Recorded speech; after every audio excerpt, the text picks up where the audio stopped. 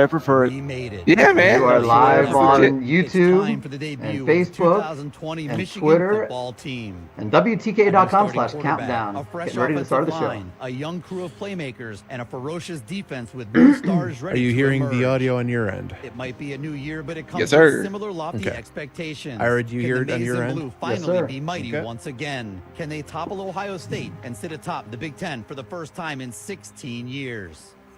We've waited 297 days to get to today. For the first time since January 1st, the Michigan football team steps onto the gridiron. The wait is finally over. Fall is now officially underway. Today is opening day for Big Ten football and your Michigan Wolverines. They give it to Charbonnet. Charbonnet over right guard. Works his way into the end zone. Touchdown, Michigan. Gets the football. Back to throw. Looks. Sam. Pressure coming. Sack time. Earbud, Quinny yeah. Pay puts him down. They fake it, and Milton rolls left and goes in untouched. Joe Milton, his first career Michigan touchdown. Pressure again. Sack time. Cam McGrone all the way back to the 25. Look, got a wide open man in the Yeah, end we're good. zone. That's a touchdown, Michigan, as Nick Eubanks scores. Mike Sainristel makes a slant cut, breaks free of two tackles. He's at the 5. He's at the goal line. Mike Sainristel, touchdown, Michigan. Murray, knock it Coming off. down to Jackson at the 3-yard line. He returns it to the 10, to the 20. He's got room. He's at the 30. He gets out to the 40. He's at midfield. Giles Jackson may go the distance. 97 yards. Giles Jackson. Touchdown, Michigan. Haskins gets it. Big hole over the left side. Haskins at the 5. Haskins into the end zone. Touchdown, Michigan. Now back to throw. Pressure coming. Sack time. Aiden Hutchinson's got it. The give is to Haskins. No, keeps it. Throws the ball wide open. Johnson at the 20. Take it home, Cornelius. CJ. Touchdown, Michigan. Back to throw. Sack time. Carlo Kemp. Back to throw. Looks right. Throws. He's got the fade in the corner of the end zone. Touchdown, Michigan. Beautiful throw. Oh, a beautiful throw by Shea Patterson. And that's Ronnie Bell out there, and that's his first touchdown of the season. Back to throw. Pressure coming. He gets hit. Ball is up there, and it is intercepted. Dax Hill, the freshman, picks the interception. Live from Turtle Creek Casino in Traverse City about and damn from time. Saline and Ann Arbor. It's This about is time. the KeyBank Countdown to Been a long Kickoff time. with Ira Weintraub, Sam Webb, and Steve Clarke. Today, the Michigan Wolverines open Big Ten play with a trip to the Twin Cities. It's the battle for the Little Brown Jug. Michigan versus Minnesota. Kickoff at 7:30. But first, get ready for the game with the KeyBank Countdown to Kickoff. Powered by Bud Light, driven by Brighton Ford, and supported by Wolverine Rental and Supply. On the official voice of Michigan Sports. Sports Talk 1050 WTKA. The Ticket. And on Ticket TV. Now, here's your Ladies host and for the gentlemen, happy KeyBank game day. Countdown to We're Kickoff. live on radio. Ira Weintraub. In 5, 4, 3, 2. Finally. Hello and welcome to the KeyBank Countdown to Kickoff on Sports Talk 1050 WTK The Ticket and on Ticket TV. I am live from home. You won't see Sam and I broadcasting actually from the same location for a while, but I'm thrilled to tell you where my guys are. Sam and Steve are live from the all-new Onyx Sportsbook by William Hill, located inside Turtle Creek Casino and Hotel just east of Traverse City, Michigan. The KeyBank Countdown to Kickoff is brought to you by KeyBank, powered by Bud Light, driven by Brighton Ford, and supported locally by Wolverine Rental. And as you heard, you can hear us on Sports Talk 1050 WTK The Ticket, and you can watch us on Ticket TV. We're on Twitter, we're on Facebook, YouTube, and WTK.com/countdown. If you go there, you can enter to win prizes from Bud Light and Brighton Ford. We'll let you know more details about those in just a little bit. But right now, guys, it's the most unusual length of time to get here. It's been a long time coming. KeyBank Countdown to Kickoff. Let's talk some football. Sam Webb and Steve Clarke. Yes, sir, Steve. It's been way too long. Fear and nervousness that we weren't going to have this opportunity. And while it has been tough, it has been hard, we have made it through together on the hope, the chance that we would get a chance to see Michigan football, Big Ten football this year. And while we couldn't hit the road and head to Minnesota, one media member per outlet. We said, look, let's have a party. Let's celebrate and commemorate the moment by hitting the road anyway and going to a festive and party atmosphere. And that's exactly what we did, heading up here to northern Michigan, where we are now here at Turtle Creek. And we are preparing for what I think is going. I guess I can't give away my pick already. I know you have questions. I have nothing but boundless optimism today based on what I'm hearing heading into this game, Steve Clarke. Well, I tell you what, I mean, I'm excited to be here. I love this game day pregame environment that we have. Ira, we wish you were here, but we do want to wish you a happy birthday today as Thank well. you. If you're sitting in your home, and many more of those and many more broadcasts here. He's already partying. Michigan State just went down. Ira's hype. He's like, yeah, man, told you, right? Ira, go ahead and give that score. I'll get that on the score one more time. Rutgers 38, Michigan State 27. You guys, by the way, Michigan State was about an 11-point favorite, so Rutgers just kind of flipped that script there. So welcome to the Big Ten, Mel Tucker. How do you lose to a team in Jersey? Jersey football just sucks all around this year, and Michigan State lost to Rutgers. Did you see the first quarter? They scored 2 touchdowns in their first 3 possessions. They turned the ball over on Michigan State twice. I mean, it was a disaster for the first 10 minutes in Mel Tucker's career at Michigan State. A complete and utter disaster on both sides of the field. And Chris Ash has got to be vomiting violently, chunks, watching these players do that. Right. For him? Right. He's For like, the new coach? I got doing fired that for him? He's probably said, man, please just let me stay on long enough to play Michigan State. If I can just play Michigan State, I can keep my job, right? Yeah. How about Michael Dwumfor, the former Wolverine, stopping Michigan State on 4th down when they were trying to get some momentum? I mean, Rutgers had some playmakers, and Michigan State looked like they were in practice 1. Terrible. That's what they look like. Terrible. Well, we're really excited, needless to say, about Michigan, Minnesota, the battle for the Little Brown Jug, the season opener. It has been 297 days, Steve, since the last time Michigan was on the football field, and a lot of changes, players leaving for many different reasons. Obviously, we had the normal attrition to the NFL draft at the graduation, and there's opt-outs, and here we are, though, and we know the excitement is there because there's always excitement at the beginning of a season, but there's also the nervous trepidation as we have a lot of question marks going into a new football season. Well, as of every beginning of the season, the biggest question marks are the personnel losses at position groups, and most notably the offensive line, where there's only one returning starter in Jalen Mayfield. The wide receiver groups lost Nico Collins, DPJ, Tariq Black, and tight end Sean McCune. They're gone.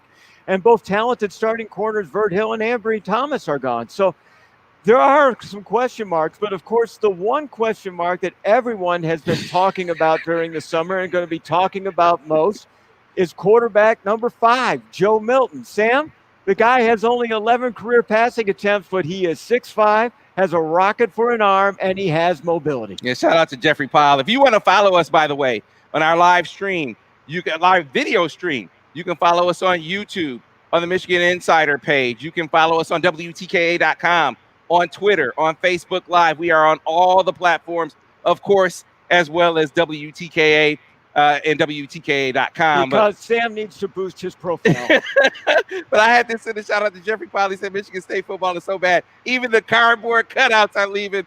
Touche, my friend. You are right on time. But getting to your point about Joe Milton, this is where my optimism really comes from. And I understand that you have to temper it somewhat.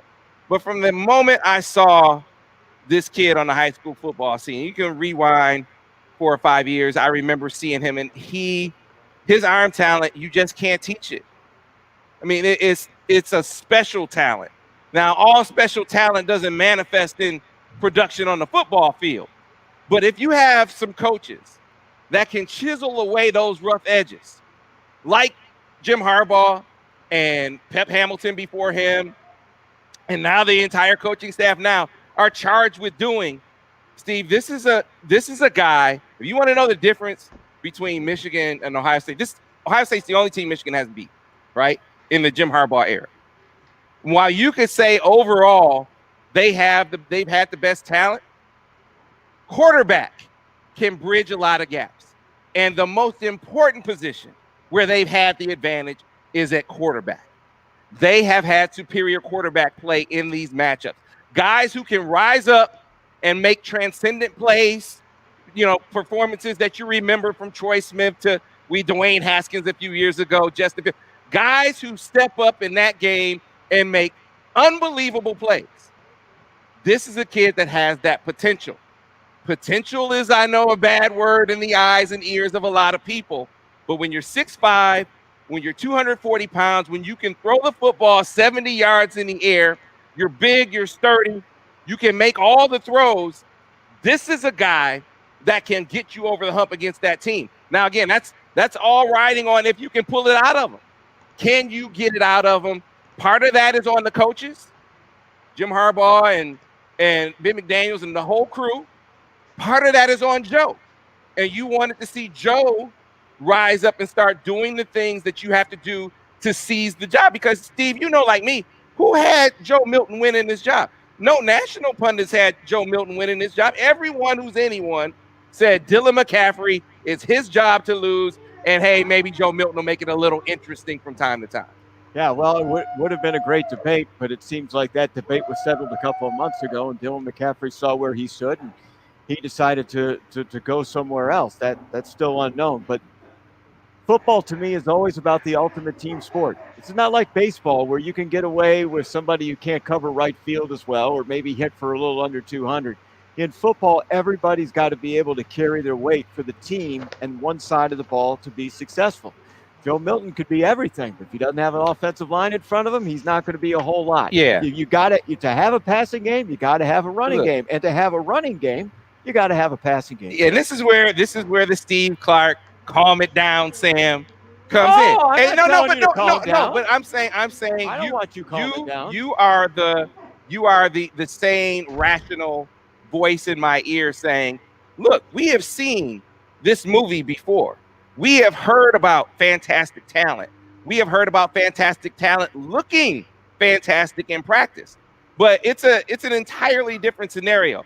A bridge or canyon to cross to take that practice performance and do it in games. And when you talk about Joe Milton doing it, to your point, he's going to have to do it with 4 new offensive linemen this season, without a Braylon Edwards out there, which is what I thought Nico Collins was going to be. Remember, you saw Chad Henne emerge and be this big-time quarterback as a freshman.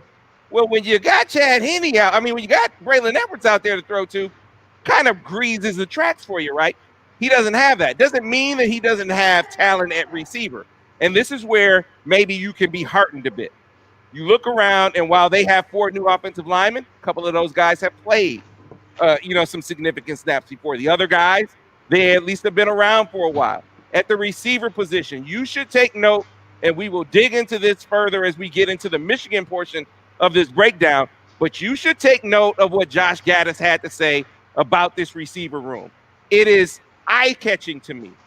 It's explosive to me to hear him say, I step into this receiver room this year, and I feel like from a talent and technique perspective, this is one of the best receiver rooms I've been in, and I didn't feel that way last year. And when you consider he had All-Americans in that receiver room last year, and he's telling you right now, I have more playmaking potential in this room today than I did last year at this time. To me, Steve, that's a big deal, and that's a part of the potential of this offense as part of the potential with Joe Milton. And let's make sure we catch the ball, too. That's a big thing, and I'm not limiting that to one player either. And Sam, please, look in my eyes. I don't want to diminish your enthusiasm, ever. You keep it going. It's a big-time way for the 141st season of Michigan football to kick off. Game days in the Twin Cities. 2 ranked contenders in their respective sides of the Big Ten Conference. Key crossover game for both. It's a primetime event. What has to be the coldest on record temperature-wise opening game in Michigan football history. Michigan versus Minnesota, the battle for the Little Brown Jug. The last time these teams played was November of 2017. Michigan had a 33-10 victory in Ann Arbor. The last time these teams played there, Michigan won 29-26 back in 2015. Coming up next, we're going to take a deep dive into the Michigan offense, talk a lot of Michigan football today. Of course, we're going to talk Minnesota as well. This is the KeyBank Countdown to Kickoff, live from Saline and Onyx Sportsbook by William Hill at Turtle Creek Casino and Hotel, just outside Traverse City, Michigan, on Sports Talk 1050 WTK The Ticket and on Ticket TV. Clear. Thank you, fellas. Good stuff. Yes, sir. Yes, sir. It's Thank you, going to Sparty. be. Thank you, Sparty. Thank you, Blast Trooper. Thank you, Sparty, for losing today on my birthday. It was the Right. first, one of the good early birthday presents. Thank you, Look, Blasty, man, for the birthday. they aren't going to wishes. win a game this year. Who are they? Who's Michigan State going to beat this year? They're one of those Big Ten teams this year that needed the non-conference games to have some wins, like we usually are used to talking about other squads. Like I mean, Rutgers. man, I don't know what they're going to be out there selling at this point, Steve. I mean, they were selling hope and promise.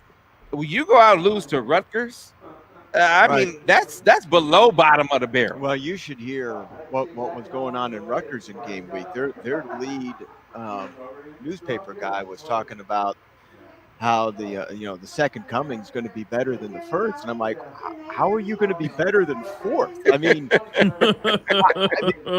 you were better than fourth when you were in the Big East, right? But I mean, to them, it was sort of this. The potential is there for this, and then once they get there, the potential is to get better. It's just like, well, okay, so now we're building potential probability on potential probability.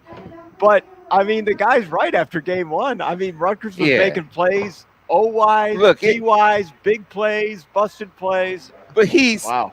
I guess, look, delusions of grandeur. Remember Fence the Garden? I mean, they're thinking they're going to keep people from coming into Rutgers and taking players from them. So these people are not the most sane fan base out there. But I think you could see how, if you're a Michigan State fan, you would look at this game and say, we could beat them. We could beat this squad. This is like, I mean, hell, Steve, I'm not dunking on anyone, but on a 6-foot rim, I can dunk. So you feel like I could dunk on this, right? Michigan State couldn't even dunk on a 6-foot rim today.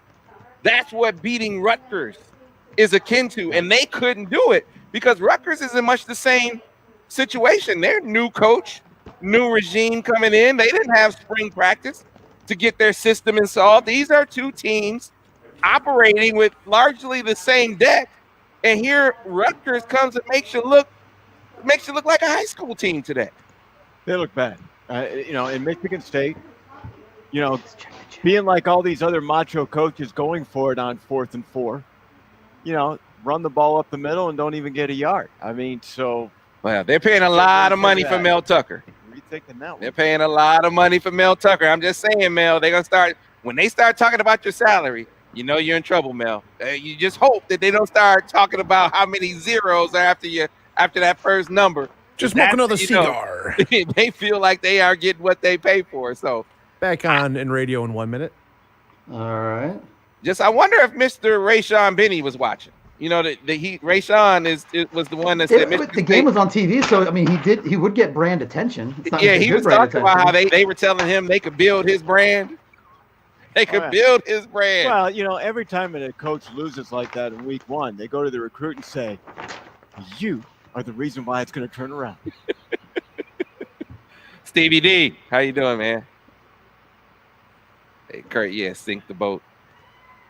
I'm ready for it, man. I'm ready for it. There we go. 10 seconds, gentlemen. Stand by. Standing by for radio. Standing by for radio. Back in radio in 5, 4, 3, 2.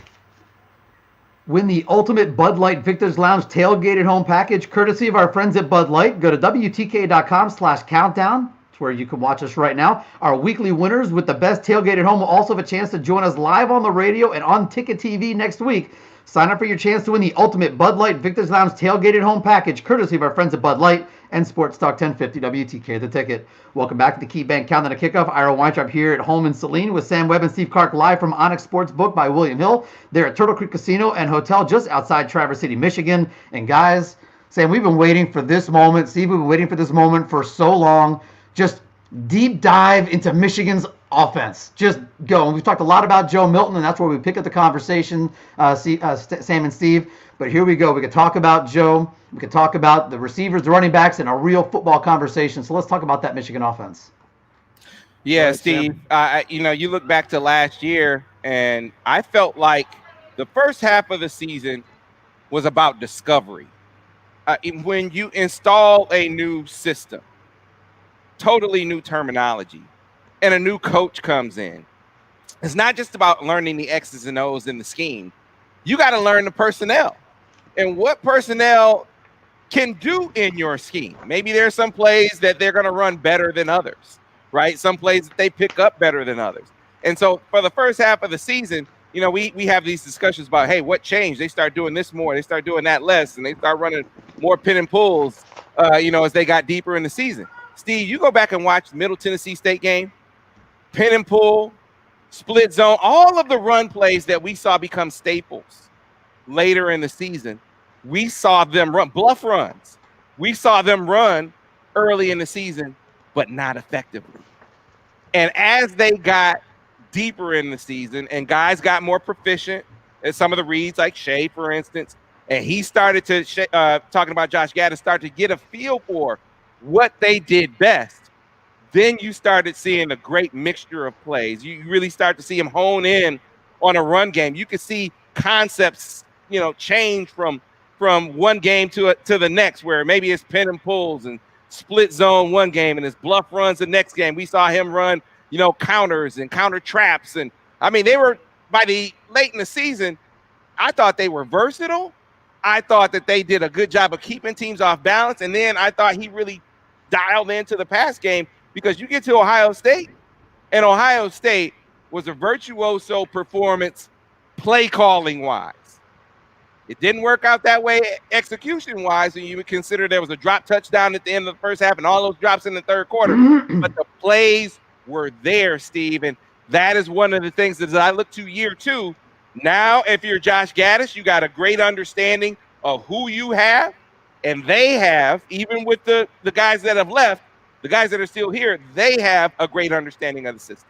A lot of people want to see all these offenses just chucking it up and down the field, one great play after another. Hey, let's make a one-hand catch for added effect and get the 10 cards out so we can see a great play and it can be rated by all the judges. But old school Michigan fans, you know what they like more than anything else? Domination.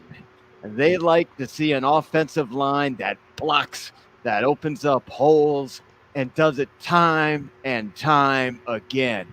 And we saw that quite a bit in the second half of the season, Sam. These are the things that make the old guard, the people like me, a little more excited about Michigan football and their play calling and all that. So it's going to be a little bit different. New offensive line's going to be involved in this one as well. We'll talk about that in just a moment. But you talked about Joe Milton's offense. He's got a year under the Josh Gaddis belt to see how it's going. He's got most of the reps going into this one. There is no grace period. There is no grace period. You are on the road against a ranked team in the preseason. Michigan struggling to find its identity and being able to win on the road against a ranked team. But I think there are some things that are going to work to Michigan's advantages today in the offense. And you talked a little bit about Joe Milton. Deep running back room. Deep running back room. And you got to start off with Zach Charbonnet, who led the team with 11 rushing touchdowns on the season. He is just a sophomore, had a great true freshman season.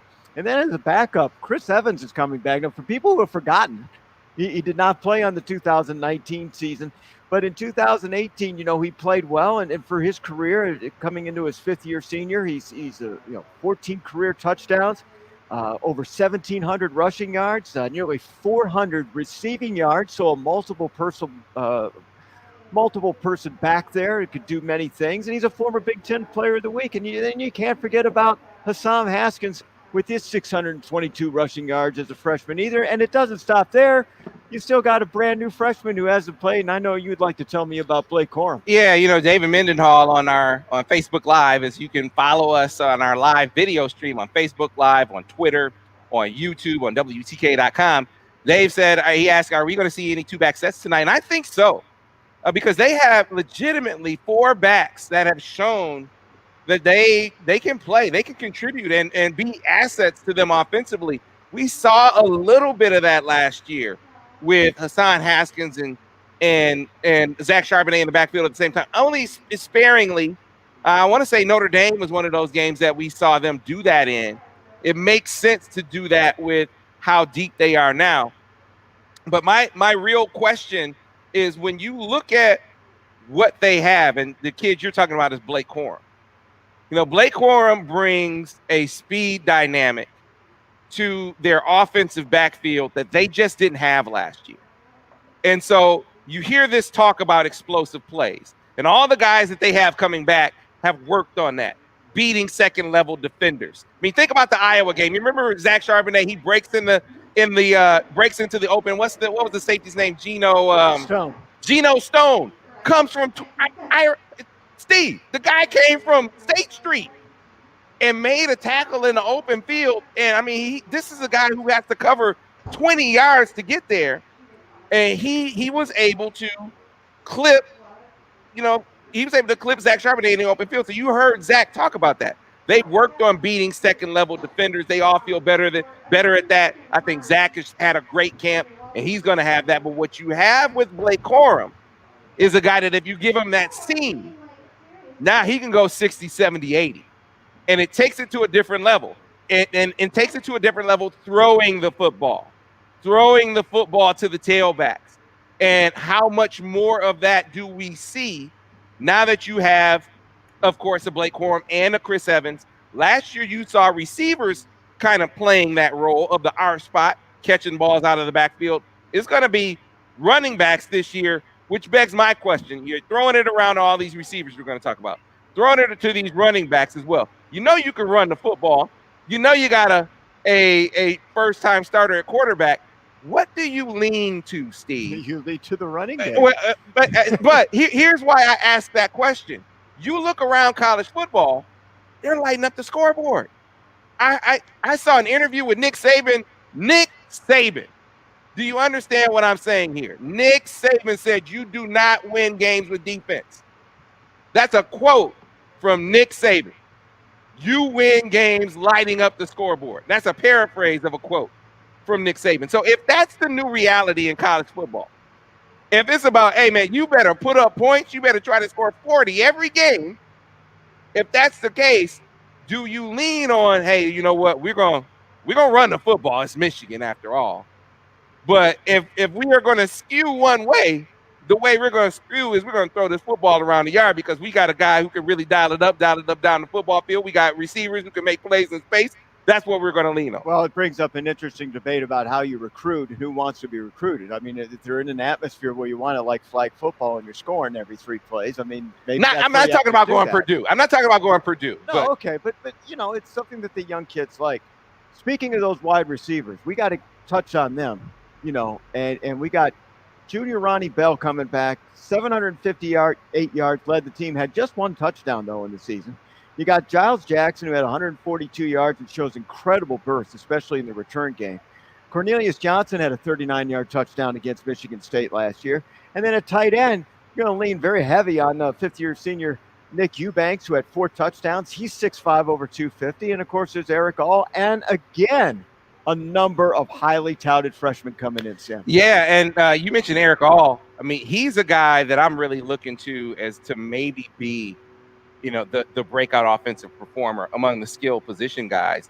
Nick Eubanks is, throughout camp, he's worked through some things. And it has given Eric All even more of an opportunity in practice to show his skills. And they, talent-wise, you talk to people who've been around the program, they think that Eric All is the best tight end talent that they've had since they've been here. And so now, how does that look? You're running the football. You're leaning and emphasizing that.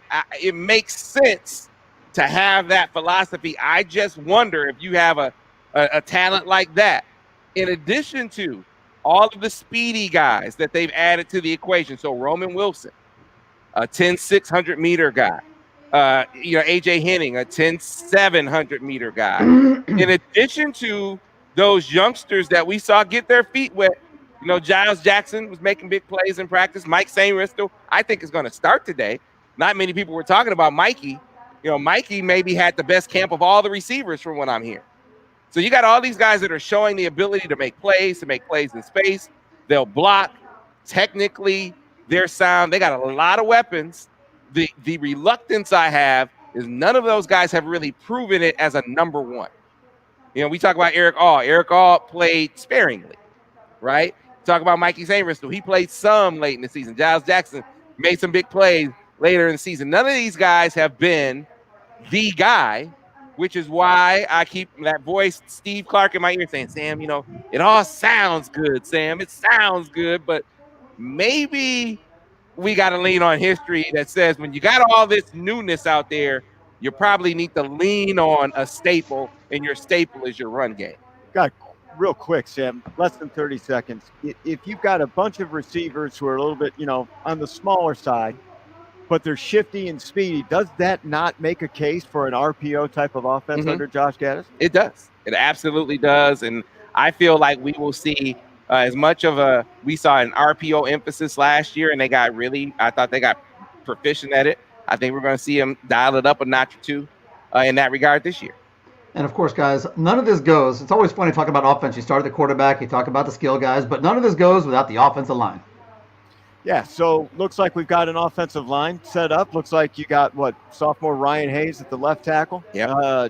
You know, Chuck Filiaga at left guard. Keep it down out there. You got Andrew Stuber at the right guard spot. So glad to have Jalen Mayfield back. I mean, he is absolutely key. I want you to talk about that, Sam. Plus, also the surprise guy in the middle and fifth-year senior Andrew Vastardis.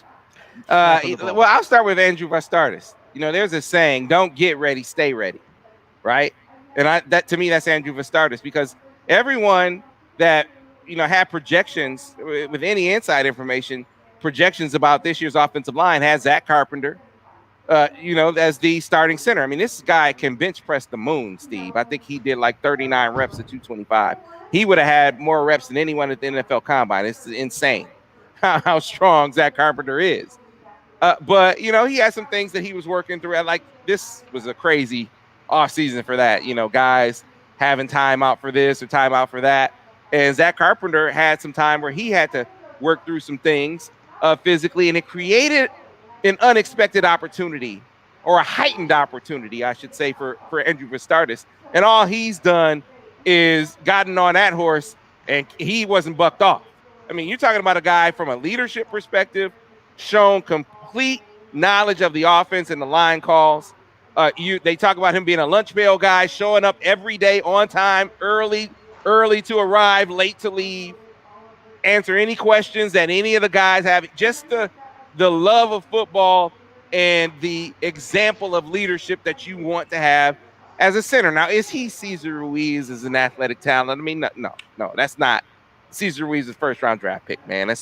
He's not that. And he's not the bench press the moon guy that Zach Carpenter is, but heady, strong, tenacious, and again, complete command of the offense, of the offensive line. And that's what you need that center to be able to do. But you nailed it, Steve. Getting Jalen Mayfield back is so huge. You want to have something that you can hang your hat, someone you can hang your hat on. Can't be so loud in the house. That you can count on and say, can't be so loud in the house. I got that guy, right? I got that guy that I know I can count on him. He's going to be holding it down on that side. You got that in Jalen Mayfield. Now we got to wait to see how things are going to go with the other guys. Ryan Hayes has played some football. He's looked really good. You know, he in 3 games last year. We're going to talk to his dad, who's really going to highlight the difference in how he feels last year versus this year. A Traverse City West alum that I think is going to be an NFL guy. And then Chuck Filiaga has been waiting his turn. Yes, maybe the biggest guy on the offensive line, Steve. If nothing else, the guy should be able to line up and fire off the football and move some people. So a lot to be encouraged by and about, but we just don't. Just that uncertainty because 4 of these guys haven't played extensively yet. I've been waiting for Filiaga. I mean, that was a big get at the time. I think he's from out west, and Texas. well, hey, that's out west, Texas. So it's, it's a big get. It's finally his time. I'm looking forward to seeing him getting out there and see what I can see.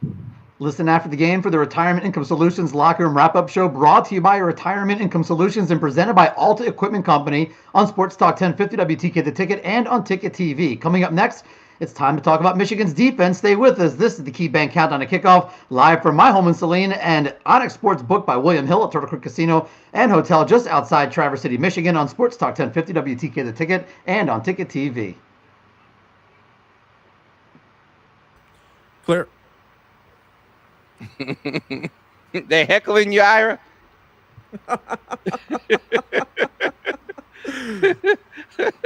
every few seconds I hear Ira saying, "Shut up over there." I'm trying to. So the mic doesn't mute when I do that? No, it does not. Well, that's good. Yeah, So I was one that was clicking the mute mic thing on the stream itself. There you go. Yep. There, now you're muted. Yeah. So then what's the point of a mute button on a mic if it doesn't mute? I don't know. Is Like, it the right what's mic? the point? Yeah, it's like it's a mute button. It's good to know. No, not heckling. I just have loud people in my house. It's okay. It's fun. All right. No Coney dog today, Sheldon. Well, at least not here. That doesn't mean I won't have a Coney dog before the day is over, man. So we'll see how it goes. But oh boy, so yeah, Penn State's up early. It'll be interesting to see if Indiana can live up to the hype this year. Yeah, I mean, that's a game that you want to tape and look at just so that you can get a feel of what's going on with that one. Shiraka calling the plays. Penn State uses the tight end. Shiraka didn't use it in Minnesota. I got to think that's got to change. And, of course, IU's, supposed to be the team on the upside, right? That's what was rumored. Well, it still may be, but I want to see how they play. That's for sure. Right, exactly. Oh, and of course, Journey Brown. I don't know if you guys talked about Mike Monday through Friday, but Journey Brown's not playing. Yeah, that's not a playing big, today. No, he may be done for a while, like an illness, a discovery of some sort. So we're gonna come back, and Miz is gonna get our guest on the phone.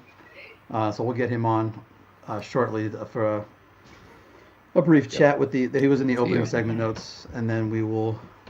Hi. Go You said Hey, you talk football? go Blue, sure. I share. Huh? I do actually have Okay. one. I do have one spectator in the room with me at all times during these pregame shows. That's Okay. my faithful companion Gotcha. over. Right there. That's my audience figured. right there. I got Freddie right there. Do you That's my know who audience he's a fan every, of, Matt? Gotcha. Figure I change the name right now. I'm gonna go ahead and give him a jingle right now, and we'll be back here in about a minute, Let the guys. Spartans have it. Dang. Come on, man. Who you talking to? Who you talking to, man? And it's not over yet. It's going to go get worse because they're going to be so bad this year. It's going to be like a loop.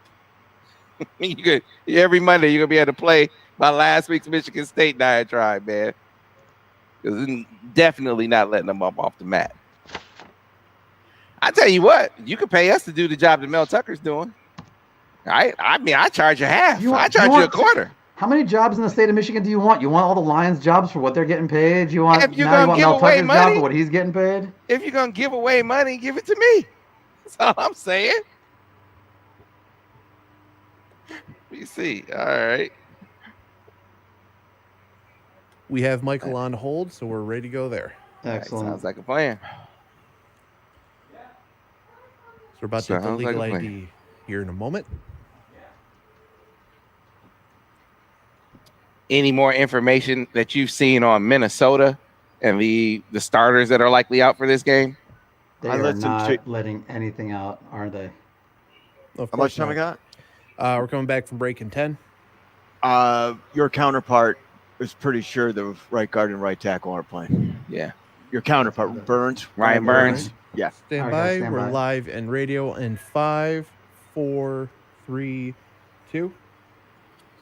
Check out the all-new Ticket TV on Twitter, Facebook, YouTube, and WTK.com, featuring Monday Morning Quarterback Andy Minery, Thursday's MGO Blog Roundtable, Friday's Strategy Preview with Joe Simon, and this show, the KeyBank Countdown to Kickoff, and also later on tonight, the Locker Room Wrap-Up Show. That's every Saturday, and that's on Ticket TV. Another way to watch and listen to Sports Talk 1050, WTK The Ticket. And as you can tell, my guys, Sam Webb and Steve Clarke, they are at Onyx Sportsbook by William Hill at Turtle Creek Casino and Hotel just outside Traverse City, Michigan. The place is brand spanking new. And to join us right now on the phone, Mike Schrader, the CEO of Grand Traverse Resort and Casinos Economic Development Corporation, and he's here to tell us about the beautiful new property. Michael, welcome to the show. How are you? Thank you, guys. Hey, Steve and Sam, how are you? Yeah, man, we're glad that you could join us on this festive occasion. So, look, we're going to talk some football, but before we get into that, we need to find out more about this great atmosphere, this great ambiance that we have. Tell us about Grand Traverse Resort and Casinos and all of the offerings that you guys have up here. Wow, we have a lot, and we're proud of just about everything we have. Grand Traverse Resort and Casinos consist of our Grand Traverse Resort and Spa, Turtle Creek Casino, and Leland Off Sands Casino, all within an hour of each other or less even, and owned and operated by the Grand Traverse Band of Ottawa and Chippewa Indians. Something very near and dear to their hearts, and we're all very proud to be part of this organization. Right, and we are sitting next to what is, I mean, if you've been waiting for this moment in the state of Michigan to be able to, be able to place your bets, a great opportunity, Onyx Sportsbook by William Hill. Can you tell us about this great facility that you guys now have open over here? Oh my God, yeah, we've been waiting for this for quite some time. Took us nearly a year to get everything straight and opened up and remodeled, and now we have a great looking sports book. It's beautiful inside. It's fun to play in there. A little different during the winter than it probably will be during the summer, but just for the simple fact we don't have a kitchen, and we're grilling when we can, but it's going to start getting too cold for that. So, well, hey, as you would expect, Steve, television's throughout, so we're able to sit here and watch all the TVs in there, right? Yeah, it's more than just football, too. There's UFC fights going on at this moment. You got the big screens talking about the boards and the different types of bets that you can place. There's room for a lot of people to sit back and have a drink at the bar. There's billiard tables inside, and it's a nice, comfortable atmosphere to look at. And there's windows out there, and the scenery here at Grand Traverse. Mike, this is my first time up here, and really? I gotta commend you. I mean, there is something for everyone at this resort. I mean, for me, I could be here at the casino all day long or all night long, because I want to spend my days out on the golf course. And this course that you have is so green and nice, even at this time of the year. The backdrop of the trees and the water in the background is absolutely fantastic. And the women have got the spa. Yep. And the kids have some guys too. Now, I mean, I could from time to time, Steve. I like to get a massage. I'm just saying. Have you been pampered, Sam? I'm just saying. Hey, Mike, guys go get massages too, right, Mike? Oh yeah, they do that. Do couples and a couple of massages, and and talking about our atmosphere. This environment we live in is just. This truly is God's country, and we're so lucky to have everything we have around us to help boost our businesses as well. So, talking to Michael Schrader, CEO of Grand Traverse Resort and Casino. So, Mike, we are here to talk about football, some games. So, Michigan, Minnesota tonight. I'm curious. I mean, how you feeling about the Wolverines at this point? I think it's all going to hinge on Joe Milton and Charbonnet. See what they got in the can there, and then see what they can bring out today. Joe,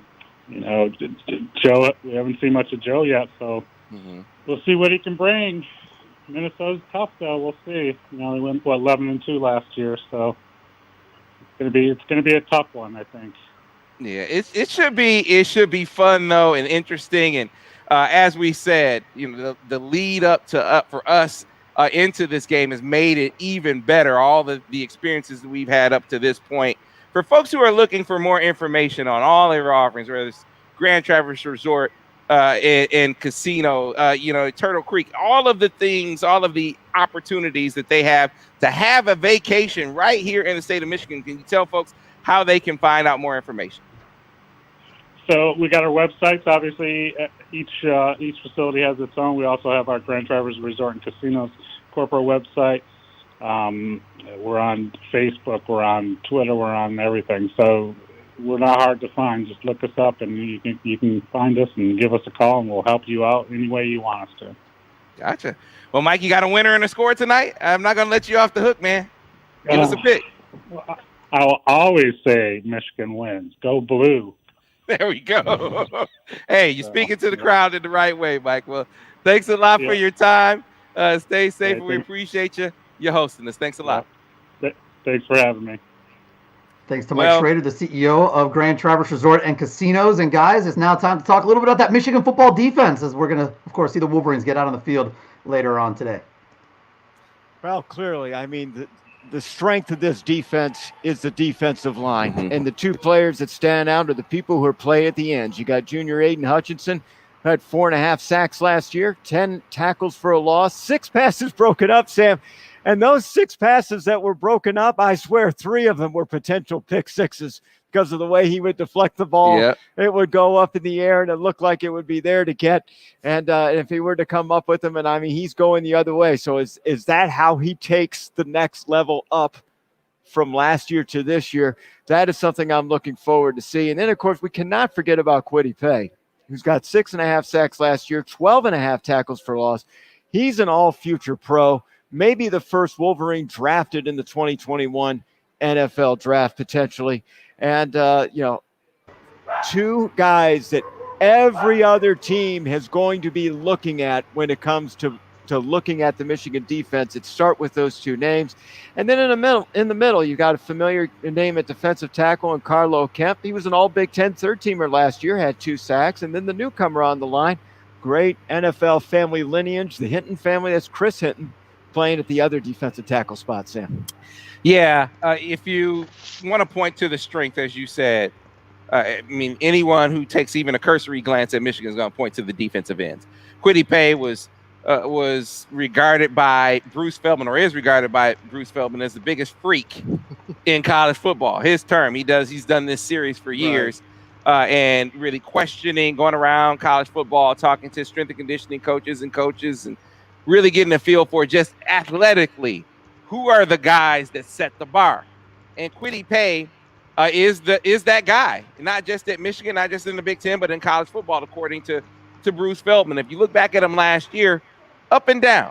I mean, there were some games where you really saw him flash as one of the best guys in the league, and then other games where you didn't feel him as much. And I think if you talk to him, he would say that game in, game out consistency, specifically against teams like Wisconsin and Ohio State. Those are 2 games where, if you look at Kwity Paye in those contests and talk to him after those games, you can say that this is the next step for him. All those other games, you really have seen Kwity Paye wreak some havoc, but not against Wisconsin yet, not against Ohio State yet. That is the hurdle that I think he's going to clear this year, and I think he's going to be able to do it. But the guy that I think is going to be the best player on this year's team, my pick for team MVP, and he might not test on a watch as fast as Kwity or in the shuttle. He might not jump as high, but he's a great athlete in his own right. But when you put all that with great instincts and an unbelievable, unbridled passion and fire on the football field, that's Aiden Hutchinson. Aiden Hutchinson has been an absolute animal. He has been a guy that when it comes to keeping him off the quarterback, making plays in the run game, he has been the toughest defender for these guys to deal with. And I think it's going to translate. I think we saw him last year be asked to play a number of different roles. You saw him drop in coverage and do different things, play on the inside, just doing whatever the team needed him to do. Now he's to the point where, hey, this is what I can do, coach. Let me do it. And they're listening to him. Let me come off the edge, and I promise you won't regret it. And I mean, we heard Chris Hutchinson tell this story. He said, yeah, man, he told Don Brown, I don't want to move inside anymore, coach. Just let me come off the edge. And Don's like, but you're one of the best. And let me come off the edge, coach. A couple practices later, Chris Hutchinson said, Don told Aiden, you're right, man. We're gonna bring you off that edge and let you do what you do. So that to me is very, very heartening for this team. I think they're gonna be a better pressure team, and they were a good pressure team last year. But against who, Steve, is the question? Not against Ohio State, not against Alabama. That's my point. I think they're going to be a better pressure team against those teams. But the issue is the question mark in the middle. Will those defensive tackles, those interior guys, how formidable will they be? Whether it's pass or the run, we just didn't see a lot from them last year. Big question mark this season. Listen, after the game for the Retirement Income Solutions Locker Room Wrap-Up Show for the offensive play of the game, brought to you by the Ticket's real estate partner, Matt Janovich, on Sports Talk 1050 WTK The Ticket and on Ticket TV. Coming up next, we're talking brown jug with the foremost jug expert, Greg Dooley from MVictors.com. Stay with us. This is the KeyBank Countdown to Kickoff, live from my house in Saline, and the Onyx Sportsbook by William Hill at Turtle Creek Casino and Hotel just outside Traverse City, Michigan, on Sports Talk 1050 WTK The Ticket and on Ticket TV. Clear. All right, so what happened to the Hoosiers? People walked by my house. Both dogs were in here and went bonkers. So for those that are watching on the feed and they saw me laughing and I muted my mic, I was keeping the dog. Both of them were right here, and it was hilarious. So I guess that's how I mute the mic, and now I've learned. So there we go. Yeah, I didn't hear the dog, so I didn't even know that happened. Good. It went crazy. That was loud. Well, Sam, now I know what you experienced. The big dog, makes loud dog. Yeah, it's crazy how it works because my family, like, okay, they can actually be quiet, but it's always when I need them to be quiet that they aren't. It's how it works for me. That's my luck. So, just how it goes, man. But what happened to Indiana? People say Indiana got screwed by the refs. What happened? Don't know. 7-0 Penn State. So in case for those that are, if people have been busy and they haven't really been paying a lot of attention to things like scores, just There you go. That's just brutal. Google I gotta search Indiana screwed. And look who is here, live on Facebook, Twitter, and YouTube, and soon to be live on the radio as well. Mic check. You guys hear me? Yeah. What's up, buddy? Greg Dooley. Ladies and gentlemen. Greg's on multiple shows today. I have been. It's been quite a whirlwind in the last few days, but this is the premium event, of course. Greg's been through what's called the car wash. That's what ESPN does. All the different shows. All right, so Greg's going to give Greg has like hours and hours and hours of jug history, and I'm basically like, give me 4 minutes. Give me your best four. Give me your best four. So we did a thing for the Alumni Association. It was me, Bruce, Bacon, and John Falk. Talk about guys. How long did you have? The air out of a room. Yeah, how long did you have? They recorded it for an hour, and they actually showed the entire hour. We just kept talking. I think the thing went like 2 hours. So what's up, Jamie? Your money, man.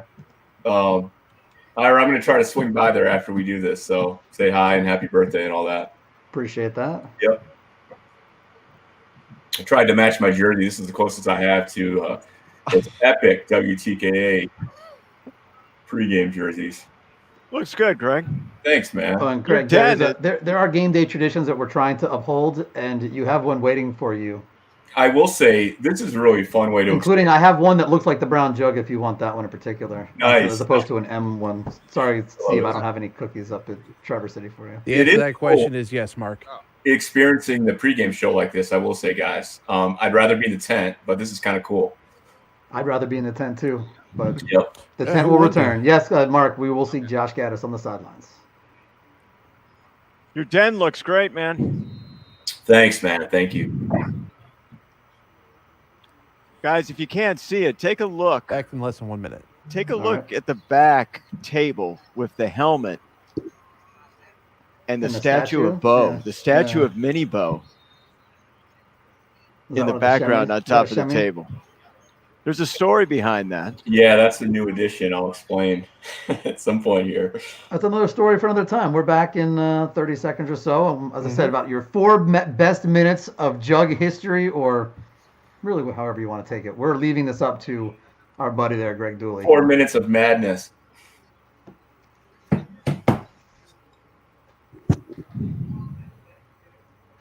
I love that there's so many myths about a piece of pottery. See, Gene Wojciechowski was. Stand by, guys. Standing by.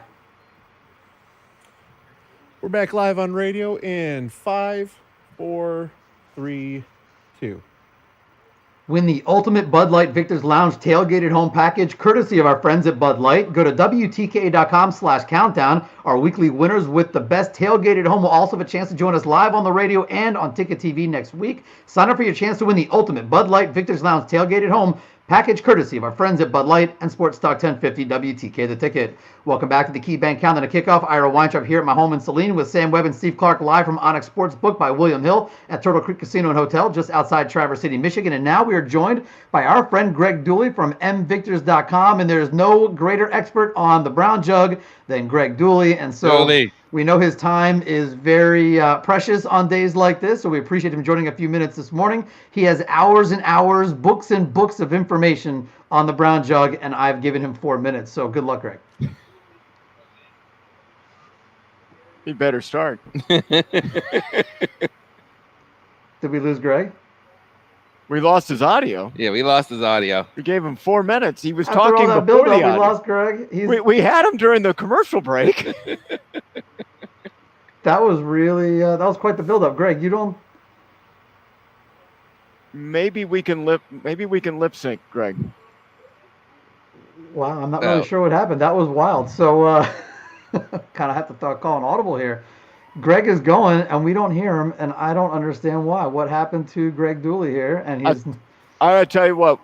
We didn't get to talk about the linebackers in the last segment. You keep efforting with Greg. As soon as you get him, we'll stop talking. And we'll All right, get you guys Greg talk talking about the linebackers. judge. So, Sam, we didn't talk about the linebackers in the defensive line segment. And, there's some new faces there. You got Ben Van Summeren's going to play a lot. Mike Barrett is going to be the Viper. Josh Ross, we're familiar with him, but he only played 4 games because of injury last year. But Cam McGrone was a real pleasant surprise. 9 tackles for a loss, 3.5 sacks in the season last year. Where do you want to begin with this one? Yeah, he started questioning last year when he didn't play early as much as he expected. He admitted this. Is this for me? Not is football for me, is Michigan for me. And why do you do that? Because this is a kid, and we saw it as he played. His physical talent is eerily similar to Devin Bush. Now, I'm not saying that he's going to be as good as Devin Bush. Understand that. But with see ball, get ball, change direction, straight line speed. I mean, you saw flashes of it last year, and we saw it on the high school scene. I mean, 6 months after this kid blew his ACL, his junior year, 6 months later, he was back out running at a camp and running in the 4.6s. So, I mean, you're talking about a guy who has that NFL sideline to sideline speed. It was a process learning the defense, right? Really internalizing it to the point where you were running in the right direction. And so it didn't go as quickly as he wanted it to, but when called upon, and you saw him in the Wisconsin game, that's when he flashed. That's when they said, okay, look, he has to be on the field, and if he makes some mistakes, which he did as the season went on, just allow him to play through them. And we saw him become a very adept blitzer, a guy who can not just blitz, sending a guy on a blitz and a guy getting home on a blitz are two different things. And they started to see Cam McGrone get home on blitzes. Now you bring him back with some experience. Everything he did last year was, based on practice and raw talent. Now you throw some experience in that mix, some success and some failure in that mix. And I think that you're going to see him have a breakout season. Oh, by the way, you got Josh Ross right back next to him, only the guy that's regarded by most guys on the team as the hardest hitter out there. And we were expecting to see a lot more from him last year before he got hurt. So as a tandem, this has the potential to be one of the better tandems we've seen in the middle of the Michigan defense in recent memory. Ira, I think we got Greg back. All right, Greg, we're going to try this again. Are you there? Yeah, I can hear you. Can you hear All me? right, there we go. All right, we're going to give you still, we're not going to dock you any time. So I'm still giving you your 4 minutes. Give us your best four, however you want to go about it. The brown jug obviously goes back to 1903 when the jug originated, and they started playing for the jug 6 years later in 1909. But I'm not the guy with the PhD in brown jug history. That is you, so take it away, my friend. That's right. So if I had like an elevator speech for what really fans should know, if you're at a cocktail party or you're at a friend's house, what do you really want to know about the jug? And the fact is the real story of the origins is a lot less sexy or interesting than we talk about. And there's some reasons for that. But the fact is Michigan bought a water jug before the game because why lug a heavy ceramic jug, which is what they carried water in back then? Why lug it to the game? So the whole notion that they were worried that being poisoned or tainted or something like that Yost got the jug for that reason, there isn't really any evidence for that. Okay, so it's a little less sexy. So then you go, well, Michigan left the jug there. No one disputes that, right? We played this great 6-6 game back in 1903 against Minnesota. 2 undefeated, 2 unscored upon teams. We played to a tie. It's the first time Yost left a game since he started in 1901 without a win. So it was kind of a notch in Minnesota's belt. They found this jug in the locker room. Probably it was Monday morning, and they kept it, and they painted it and created it as a trophy. Yost didn't know that he left the jug there. He didn't care if he did. It was a 30-cent jug. Tickets were $2, $1. It doesn't matter, but just put it this way. It wasn't a significant thing for Michigan. Why did they play for it then? Why did it become a thing? Because Minnesota had painted it as a trophy. When Michigan returned in 1909, they got together and said, this would be a fun idea. Why don't we do this?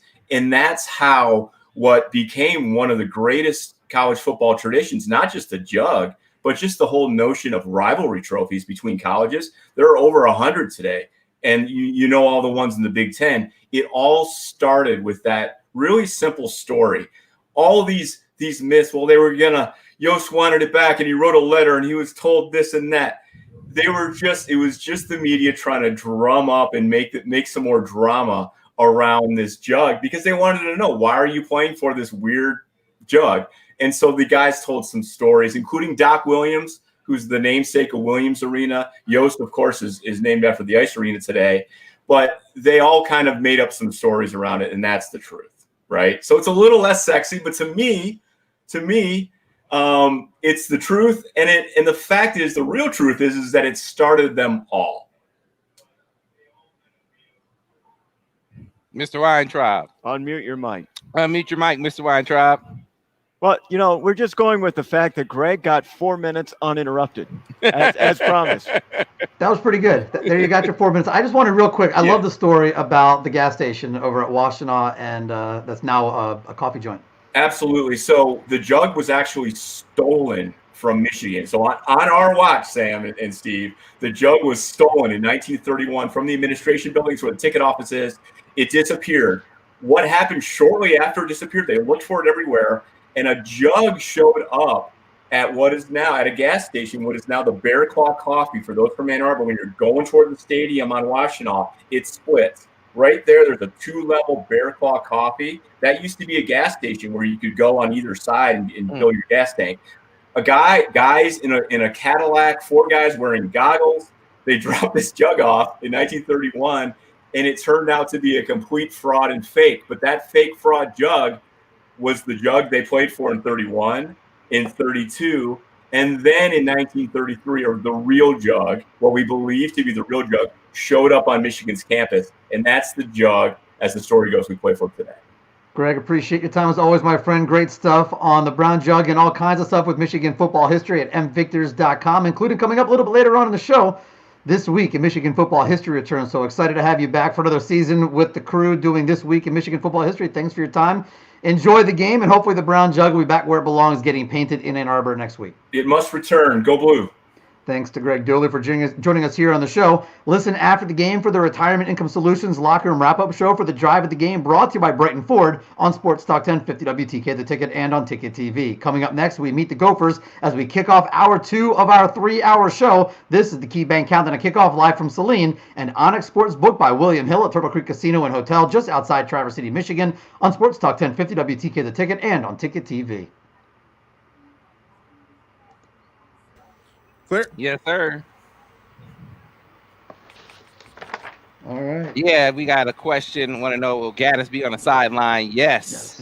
Yes, Mark. Gaddis will indeed be on the sideline. And, you know, I really think that was another part of the offense kind of really seeing another level. Him being able to get down there and see and feel it. And, you know, for a lot of coaches, they're reluctant to do that. I mean, you know, coordinators love the bird's eye view so they can see the whole field. Feel like they're missing something if they don't. That's where you really rely on. You really rely on the guys in the booth to be able to see it how you see it.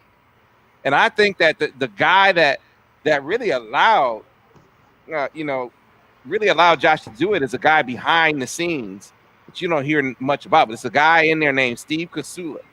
And so Steve is kind of like Josh's right-hand man, knows the offense in and out. I want to say they worked together going back to Western, maybe. I think it was going back to Western when they worked together, but they are like, I mean, they breathe this. I shouldn't use breathe the same air in these times that we're in, right? But they see things the same way. So coming down from the box and being removed from that vantage point, it feels like he doesn't feel like he lost as much because Steve is up there still able to relay. This is what happens. This is what I see. This is what happened over there. And it's kind of giving him the best of both worlds. I think that's one of the reasons why he's felt so comfortable with being on the football field. Just as a heads up, by the way, too, obviously we just mentioned Dame just said that Penn State's up 7-3 in Bloomington. That game on FS1, I believe. Also, game down in West Lafayette, tied at 7 between Iowa and Purdue. That one about 10 minutes left to go in the first half.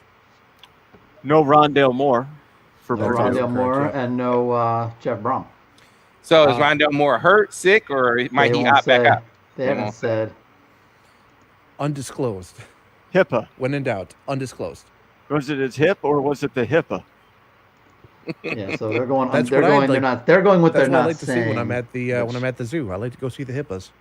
Yeah, go Blue 1985. That's the word from our Minnesota folks. Ryan Burns, who does a great job over at Gopher Illustrated over in 24/7 Sports. He's been saying all week that he thinks Curtis Dunlap is going to be out. Now, he wasn't as strong in his statement on Daniel Fa'alele. 4 syllables. Sorry about that. Well, the 400-pound guy. He wasn't as 400 pounds per syllable is what Steve is saying. Right. He wasn't as firm on him, but a lot of smoke to suggest that even if he were to play, that he's not quite 100%.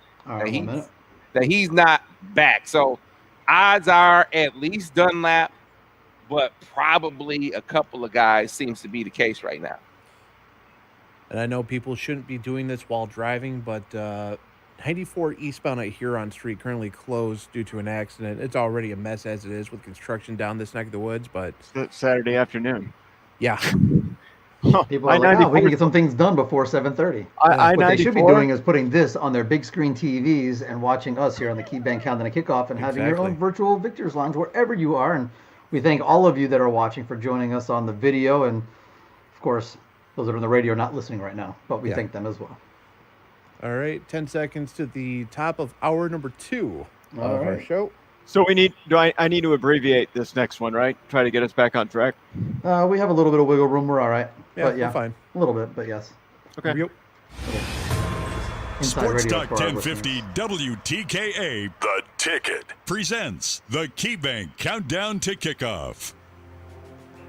We made it. Better late than never. It's time for the debut of the 2020 Michigan football team. A new starting quarterback, a fresh offensive line, a young crew of playmakers, and a ferocious defense with new stars ready to emerge. It might be a new year, but it comes with similar lofty expectations. Can the Maize and Blue finally be mighty once again? Can they topple Ohio State and sit atop the Big Ten for the first time in 16 years? We've waited 297 days to get to today. For the first time since January 1st, the Michigan football team steps onto the gridiron. The wait is finally over. Fall is now officially underway. Today is opening day for Big Ten football and your Michigan Wolverines. Side note, do you know that we've got an They give it to Charbonnet. Charbonnet over right guard. Works his way into the end zone. Touchdown, Michigan. Gets the football. Back to throw. Looks. Pressure coming. Sack time. Quiddy Pay puts him down. They fake it, and Milton rolls left and goes in untouched. Joe Milton, his first career Michigan touchdown. Pressure again. Sack time. Cam McGrone all the way back to the 25. Look, got a wide open man in the end zone. That's a touchdown, Michigan, as Nick Eubanks scores. Mike Sainristil makes a slant cut, breaks free of 2 tackles. He's at the 5. He's at the goal line. Mike Sainristil, touchdown, Michigan. Kick coming down to Jackson at the 3-yard line. He returns it to the 10, to the 20. He's got room. He's at the 30. He gets out to the 40. He's at midfield. Giles Jackson may go the distance. 97 yards. Giles Jackson. Touchdown, Michigan. Haskins gets it. Big hole over the left side. Haskins at the 5. Haskins into the end zone. Touchdown, Michigan. Now back to throw. Pressure coming. Sack time. Aiden Hutchinson's got him. The give is to Haskins. No, keeps it. Throws the ball wide open. Johnson at the 20. Take it home, Cornelius. CJ. Touchdown, Michigan. Back to throw. Sack time. Carlo Kemp. Back to throw. Looks right. Throws. He's got the fade in the corner of the end zone. Touchdown, Michigan. Beautiful throw. Oh, a beautiful throw by Shea Patterson. And that's Ronnie Bell out there, and that's his first touchdown of the season. Back to throw. Pressure coming. He gets hit. Ball is up there, and it is intercepted. Dax Hill, the freshman, picks the interception. Live from Turtle Creek Casino in Traverse City and from Saline and Ann Arbor, this is the KeyBank Countdown to Kickoff with Ira Weintraub, Sam Webb, and Steve Clarke. Today, the Michigan Wolverines open Big Ten play with a trip to the Twin Cities. It's the battle for the Little Brown Jug. Michigan versus Minnesota. Kickoff at 7:30. But first, get ready for the game with the KeyBank Countdown to Kickoff. Powered by Bud Light, driven by Brighton Ford, and supported by Wolverine Rental and Supply. On the official voice of Michigan Sports. Sports Talk 1050 WTKA. The Ticket. And on Ticket TV. Now, here's your host for the KeyBank Countdown to Kickoff, 5, Ira Weintraub. 4, 3, 2. This is, as you heard the voice, the KeyBank Countdown to Kickoff. Ira Weintraub here in Saline with Sam Webb and Steve Clarke live from Onyx Sportsbook by William Hill at Turtle Creek Casino Hotel just outside Traverse City, Michigan. We are brought to you by KeyBank, powered by Bud Light, driven by Brighton Ford, and supported locally by Wolverine Rental. And guys, another hour closer as we are counting down to the start of the 2020 Michigan football season. Better late than never. We can throw all kinds of cliches on this one. We've talked a fair amount about the Michigan side of things. We'll talk more about the Wolverines, obviously, between now and the end of the show. But Steve Clarke, now it's time to tell us a little bit about the Minnesota Golden Gophers. Well, you guys have done a great job all week talking to people about Minnesota and what they're about. And I don't have to tell you the basics about them. I could just tell you a little bit more about the details. Minnesota had its best season since 1961, and they did it in part to their offense and their defense. Defense, I'll talk a little bit in a little bit. But offensive-wise, you got 2 key players returning. That's Tanner Morgan, who's probably the second best quarterback in the Big Ten right now, coming off of last year's statistic. And, you know, he's done some very good things. Why is he the second best quarterback in the Big Ten? Well, he threw 30 touchdowns last year against only 7 picks. He completed 66% of his passes that were thrown, and he had some 90% games against Purdue and Penn State. And Jameis Winston is the only quarterback this century, other than Tanner Morgan, to have multiple games where he threw for over 90% with the minimum passes completed and attempted, okay? So he does a great job at finding his receivers. He's got excellent eyes that move down the field. But what coaches want to see different from him this year and to see how he can grow is to avoid getting into sack situations. So his eyes are upfield, which is a very good thing, to do in college and especially in the pros. Patrick Mahomes looks his eyes upfield all the time. Mm-hmm. But Patrick Mahomes knows the pressure is behind him and to the side and to the front of him at all times. Tanner Morgan doesn't. He doesn't know where the pressure is coming from, and sometimes he runs into the pressure and gets sacked. So Minnesota coaches, they want to see him get better at that. They got another backup quarterback, Zach Anixtad, who actually beat Tanner Morgan for the job a couple of years ago. Mm-hmm. They have a reliable backup. So the other guy you want to talk about is Rashad Bateman. He's last year's Big Ten Receiver of the Year, had over 1,200 yards receiving, 11 touchdowns, and guess what? Over 20 yards per catch. Absolutely amazing. But they had another guy. It was a 1-2 punch last year. Tyler Johnson was the other guy, and he is gone. He was actually Minnesota's leading receiver. He had more yards than Rashad Bateman. But you combine the two of those guys together, Johnson and Bateman, they had over 2,500 yards receiving, 79% of the team's receiving yards, and Minnesota's claimed that they are the first school in the Big Ten history to have 2 first-team All-Big Ten receivers, Sam, at that position. Rashad Bateman's going to be easy to figure out. He's going to run a lot of go routes. And he wears number 0. In fact, I read that he has 6 touchdowns on go routes last year. So they're going to throw a lot of fades to him. He's an absolutely fine guy. But the challenge for Minnesota now in all of this, Tyler Johnson was the 1-2 punch. Where's the 2? We know Bateman's the 1, even though he's wearing number 0. Where's the 2? Well, they're hoping that it's going to be Chris Autman-Bell. He's expected to be that guy who can help Bateman set even more Minnesota records for 2020 and repeat as the team's number 1 receiver. Demetrius Douglas, who finished 4th on the receiving list last year, opting out on this.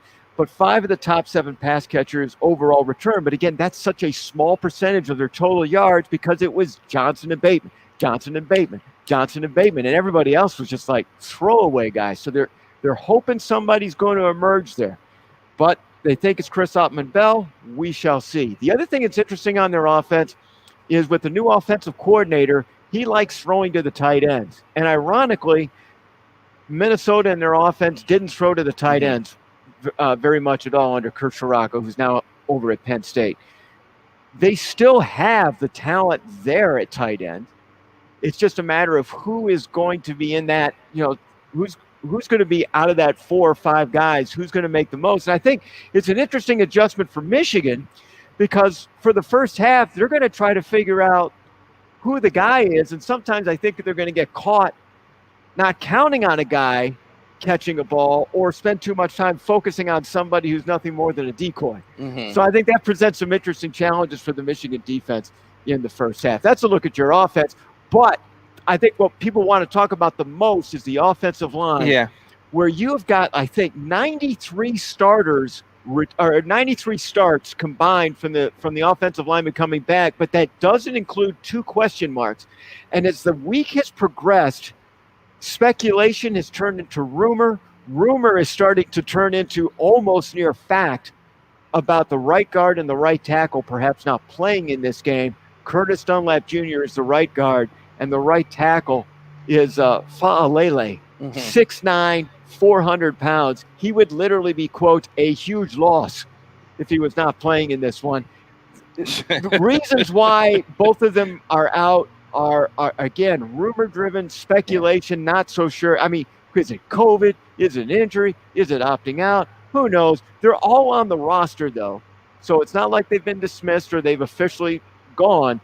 But I can tell, reading between the leaves from the people of Minnesota, very tentative to say what's going on to actually saying, okay, we're near game time. I don't think they're going to play. So we'll see.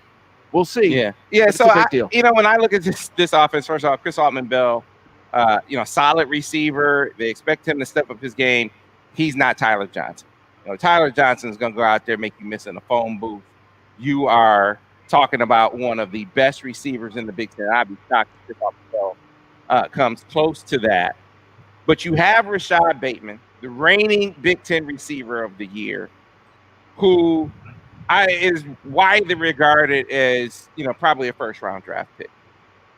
Physical, can take the top off. I mean, you heard Jim Harbaugh talking. Route runner. Chris Route, and when it comes to contested catches, I mean, this guy, he has all the physical tools. There's going to be more attention on him this year, to your point. So with him, though, I think that they feel like even with you can still do things to get one guy free. You can move him around. They run him out of the slot a lot anyway. He's going to be running out of the slot against a guy like Daxton Hill, so maybe they would avoid trying to do that as much today. But my point is, if you got a receiver that's a marquee guy, and even if they don't respect all the other guys as much, you can get that guy off, right? You can do things to get him open. The bigger question is with Tanner Morgan, if he doesn't have Tyler, another guy that take other receivers that are making plays for him, is he going to be as good as he was last year? How good is Tanner Morgan really? Because, hey, it was a surprise to Minnesota that Tanner Morgan was that good. Tanner Morgan wasn't their quarterback. You mentioned Anixtad is how you say his name. He was the guy. Then he goes down in injury in fall camp. Now you got to get to Tanner Morgan. And he wasn't looking like Steve, you will attest. Early in the season, he wasn't looking like, oh, this is going to be the guy that's going to lead the second best team. He didn't look like that guy. I mean, he didn't look great against Fresno State. He didn't look great in some of those early games. But then you started to get into the season. He played against Purdue. I've talked about it a lot. One incompletion. They bombed away at Penn State. But the question is, now that people know who you are and you have fewer weapons, are you going to be able to rise to that occasion again?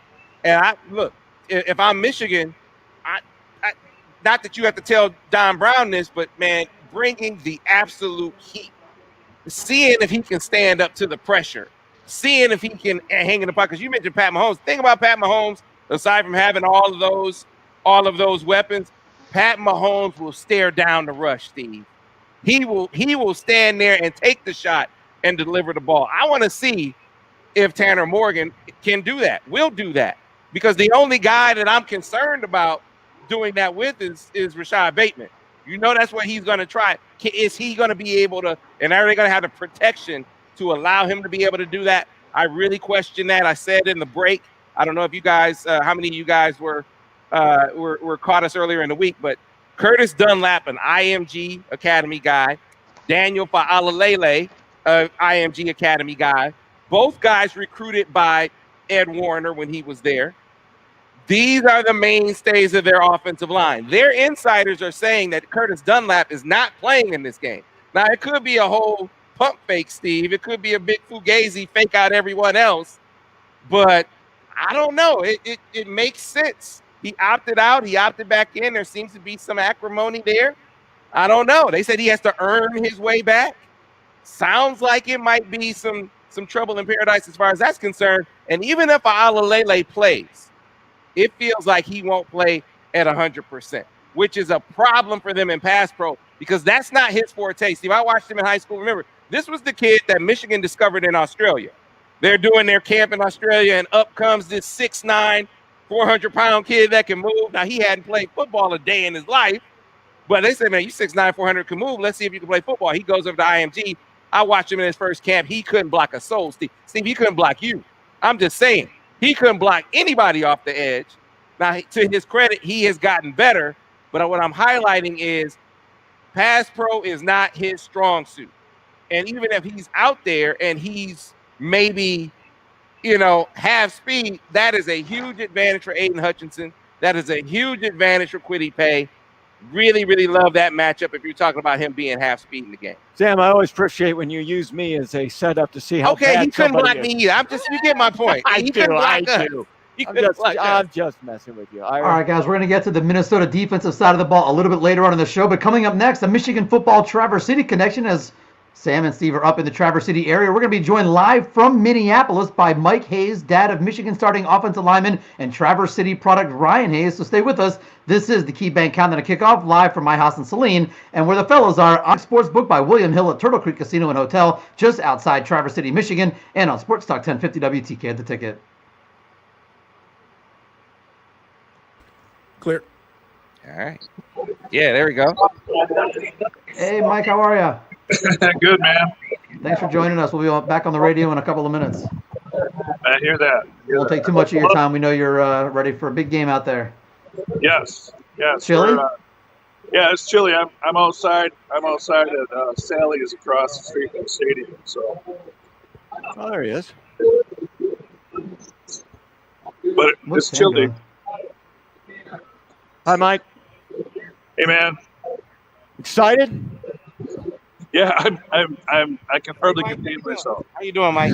On this exchange from Hey, you guys, come over here real quick. Oh, I got two things going on at once here, Mike. Hold on. Okay. You're going to do the Traverse City West portion first. We got Mike Hayes first. So we'll do Traverse City West, and then we'll do Traverse City East. We're covering all of our Traverse City bases today. So- That's what we're doing. I think I'm going to turn this computer around so it faces the mic. Okay. Oh, that's the guest one. Yep. So if you I got to move it around here. All right. Okay. I got to move myself around okay. so I so can you can check see out what a I'm second. doing.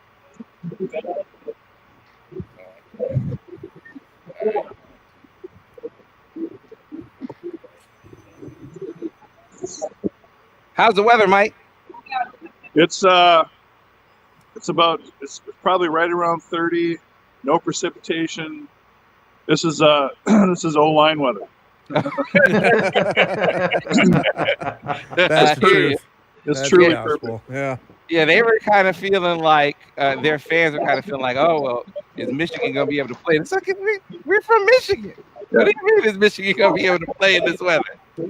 That's what I've been arguing with Minnesota people all for the last. We got here yesterday, and we're arguing about that we can't tolerate this. But no way. There's no way. Did you tell them you're from Northern Michigan? Yes, yeah, I did. We have said that. I'm here with my other son too, so Yeah, like, come on, man. there's no wind right now either. I mean, this is gonna be it's gonna be good. Yeah, that was the hope, is that you know it's gonna be 30, but as long as it was 30 and dry, not 30 and wet, I mean, you can play in that. I don't know that it's gonna get wet, but it's very dry and it's a good temp. It's gonna be good. All right, yeah, man. How far out are we, Miz? Or Miz? Yeah. We got another minute left, and we're back on the radio. All right, sounds like a plan. This was a nice way to interrupt my tailgate. Thank you for joining our tailgate. I hear that. Indiana just intercepted Penn State. They're up 10-7 right now. And they're first and goal at the Penn State 5. Things you love to see Wow. for 1,000, Alex. I've also been reading the humorous posts on 247 about Michigan State's loss. That's very entertaining. I didn't know Michigan State lost. Oh, yeah, that's right. The 27 game. Oh, yeah. Michigan State's not going to win a game. They're not going to win a game this year. It's just wow. Well, there's a lot of funny posters. I couldn't possibly duplicate their humor. I'm going to give it a shot. I'm going to give it a shot this week for sure. Touchdown IU. And there we go. And stand by. We're back in radio in 10. All right. About 5 minutes of your time, Mike. We appreciate it. Stand by. Back live on radio in 5, 4, 3, 2. And welcome back to the KeyBank Countdown to Kickoff. Ira Weintraub here in Saline with Sam Webb and Steve Clarke, live from Onyx Sportsbook by William Hill at Turtle Creek Casino and Hotel just outside Traverse City, Michigan. And to bring a little Traverse City, Michigan flavor into the conversation, we're joined now by Mike Hayes, the father of Ryan Hayes, number 76 in your program, redshirt sophomore offensive tackle from Traverse City West High School. And he is in Minneapolis where it is cold. Mike, thanks for joining us. Appreciate your time. Well, I appreciate being asked. I don't think I deserve to be here, but I appreciate being asked. That's nice. Yeah, I just felt like if we're coming to Traverse City, we should get some Traverse City flavor in this mix, which is what we have with your son, who is the starting left tackle for the University of Michigan. First, I want to know, has that set in? And then it's not like the first time we've had this conversation because you were in this position last year. So how different does it feel this time around? Well, it is a little different. On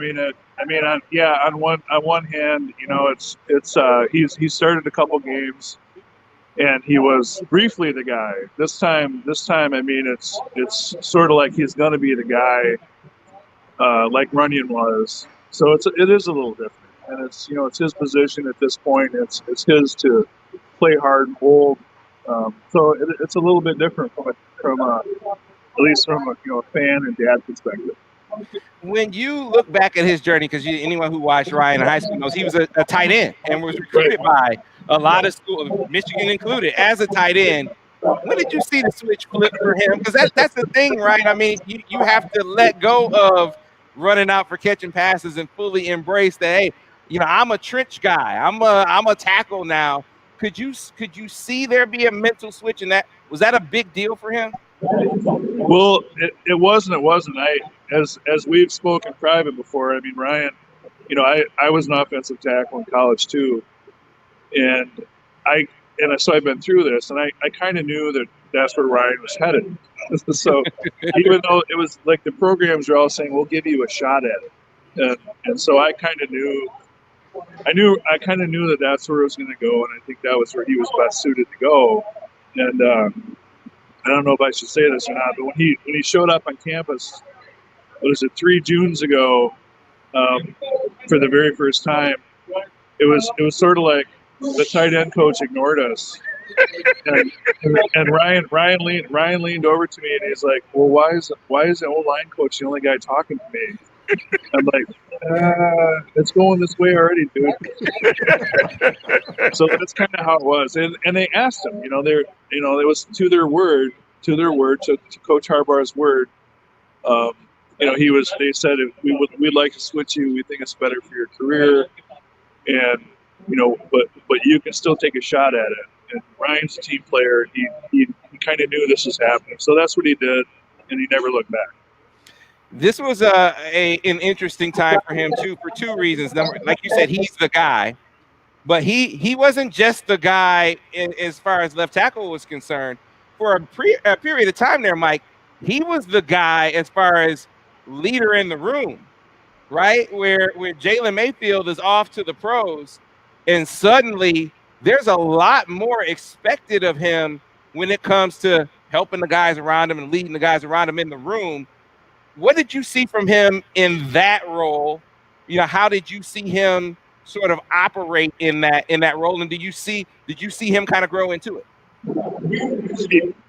Yeah, we really did. I didn't know that long Zoom interview was coming, and it was, and he's Ryan's a really quiet guy, and so when I saw that, I was like, yeah, that's leadership quality stuff, and I know that he embraced it, and I know that he'll always be. He's more the lead by example guy. He's not a loud guy, but so yeah, I think he moved into that, and he's again a quiet, unassuming guy, and so I know that I don't know.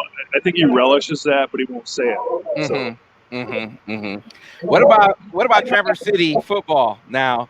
Look, it's not like Ryan is the only name. You guys have produced some big time players here, even in recent memory. I go back to Jake Fisher being a guy where you look at, he was, even coming out of high school, you knew he was going to be big time, and then going on to the NFL. We're going to be talking to Josh Burnham coming up as well, one of the top 50 prospects in the country, not just here in the state.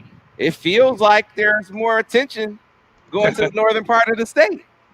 Yeah, I'm proud to say that because I was the O-line coach at West for a while, and I coached Jake Fisher other D1 recruits, and it was a very prideful for our program at West, and also, so yeah, it's nice to be a little bit on the map.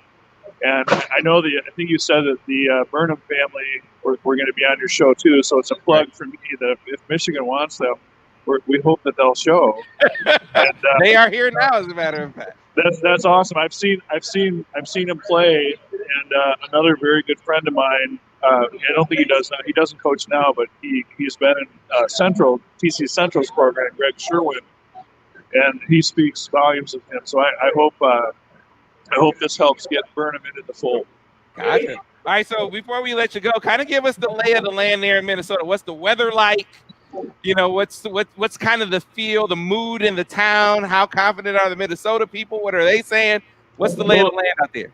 Well, I hate to say this because it's so obvious for the world that, you know, all the COVID stuff. It's kind of that part of it's a little weird, you know, because we're here. I'm right next to we're in a hotel right next to the stadium, and a bar right across the street, and you know, so it's just a little odd. And so there's, and I'm partying in a place where there's a lot of Minnesota students, so they're not thinking very highly of us sitting in the corner we are.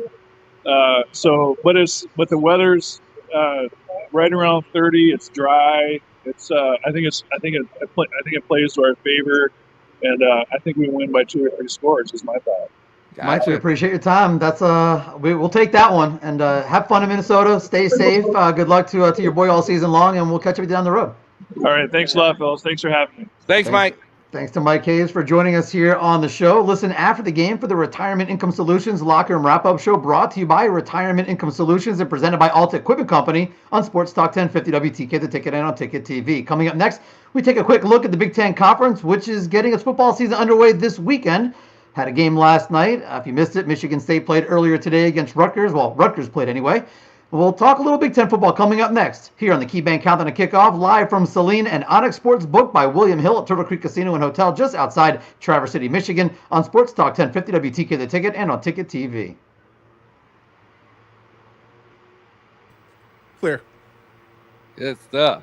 Good stuff. All right. Did I go over too far? What do you mean? I thought I didn't. I thought I was like, man, am I running over with time? I was trying we're a couple minutes off, but we are. How long have we been doing the show together? I don't know. Especially the first show or two of the year, we're always a little. It's just the way it works. We build it in. Ira builds it in. We try to pull the rope in opposite directions to slow you down a little bit, Sam. All right, let's tweet. Let's look at the. So short segment, Sam, and then we'll get to Josh and Sean. Okay.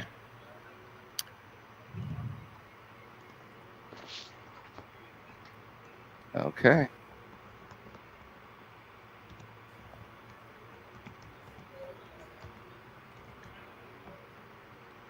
Let's see if I can pump this up. And Sam, for that segment, because they're there with you and they won't have headsets on, I'll tee you up, and then you'll run that 5 minutes since they won't be able to hear me. All right. Good call. I hope everybody's watching on Facebook and Twitter, and I hope everyone's enjoying the feed. If you go to WTK.com/countdown, we're going to be giving away great prizes from our friends at Bud Light, and you're not going to want to miss some of the. I saw some of the prizes. There's cornhole, huge, awesome cornhole board, a tower speaker, a Bluetooth speaker, some really, really heavy-duty coolers. Tailgate chairs, and I'm trying to think what else. Obviously, T-shirts and koozies and things like that. Even had masks. So make sure you mask up wherever you're going. So go to WTK.com/countdown if that's not where you're watching.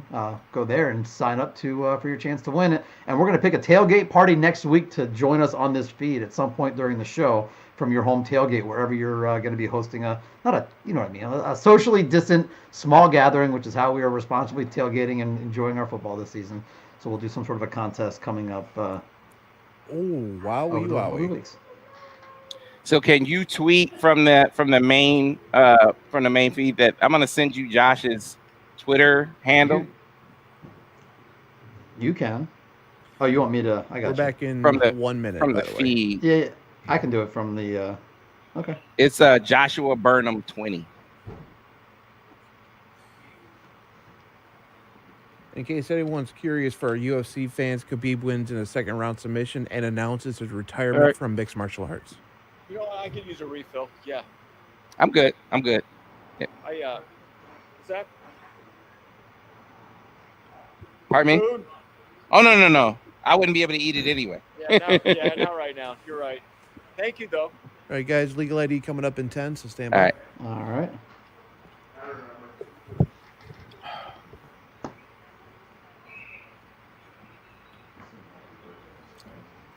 I ate a pizza today like an offensive lineman. What's this? like What's me? the focus? What are we hitting right here, right now? Big Ten. Big Ten. Yeah, I'm just looking at stats right now. I mean, obviously, Michigan State's the most dominant part. The second story, I think, is Indiana with a 10-point lead and 17 unanswered points. All right, guys, stand by. Penn State's knocking on the door. All right, we're back live in 5, 4, 3, 2. Win the ultimate Bud Light Victor's Lounge tailgated home package, courtesy of our friends at Bud Light. Go to WTK.com/countdown. Our weekly winners with the best tailgated home will also have a chance to join us live here on the radio and on Ticket TV next week. So sign up for your chance to win the ultimate Bud Light Victor's Lounge tailgated home package, courtesy of our friends at Bud Light and Sports Talk 1050 WTK The Ticket. Welcome back to the KeyBank Countdown at Kickoff on Sports Talk 1050 WTK The Ticket, online at WTK.com, plus all of our great platforms, YouTube, Facebook, Twitter, and WTK.com/countdown. And guys, before we get to our next guest, which we'll do in a few minutes, we're going to take a quick swing around the Big Ten. And on the scoreboard earlier today, Ohio State 52, Nebraska 17, Rutgers 38, Michigan State 27.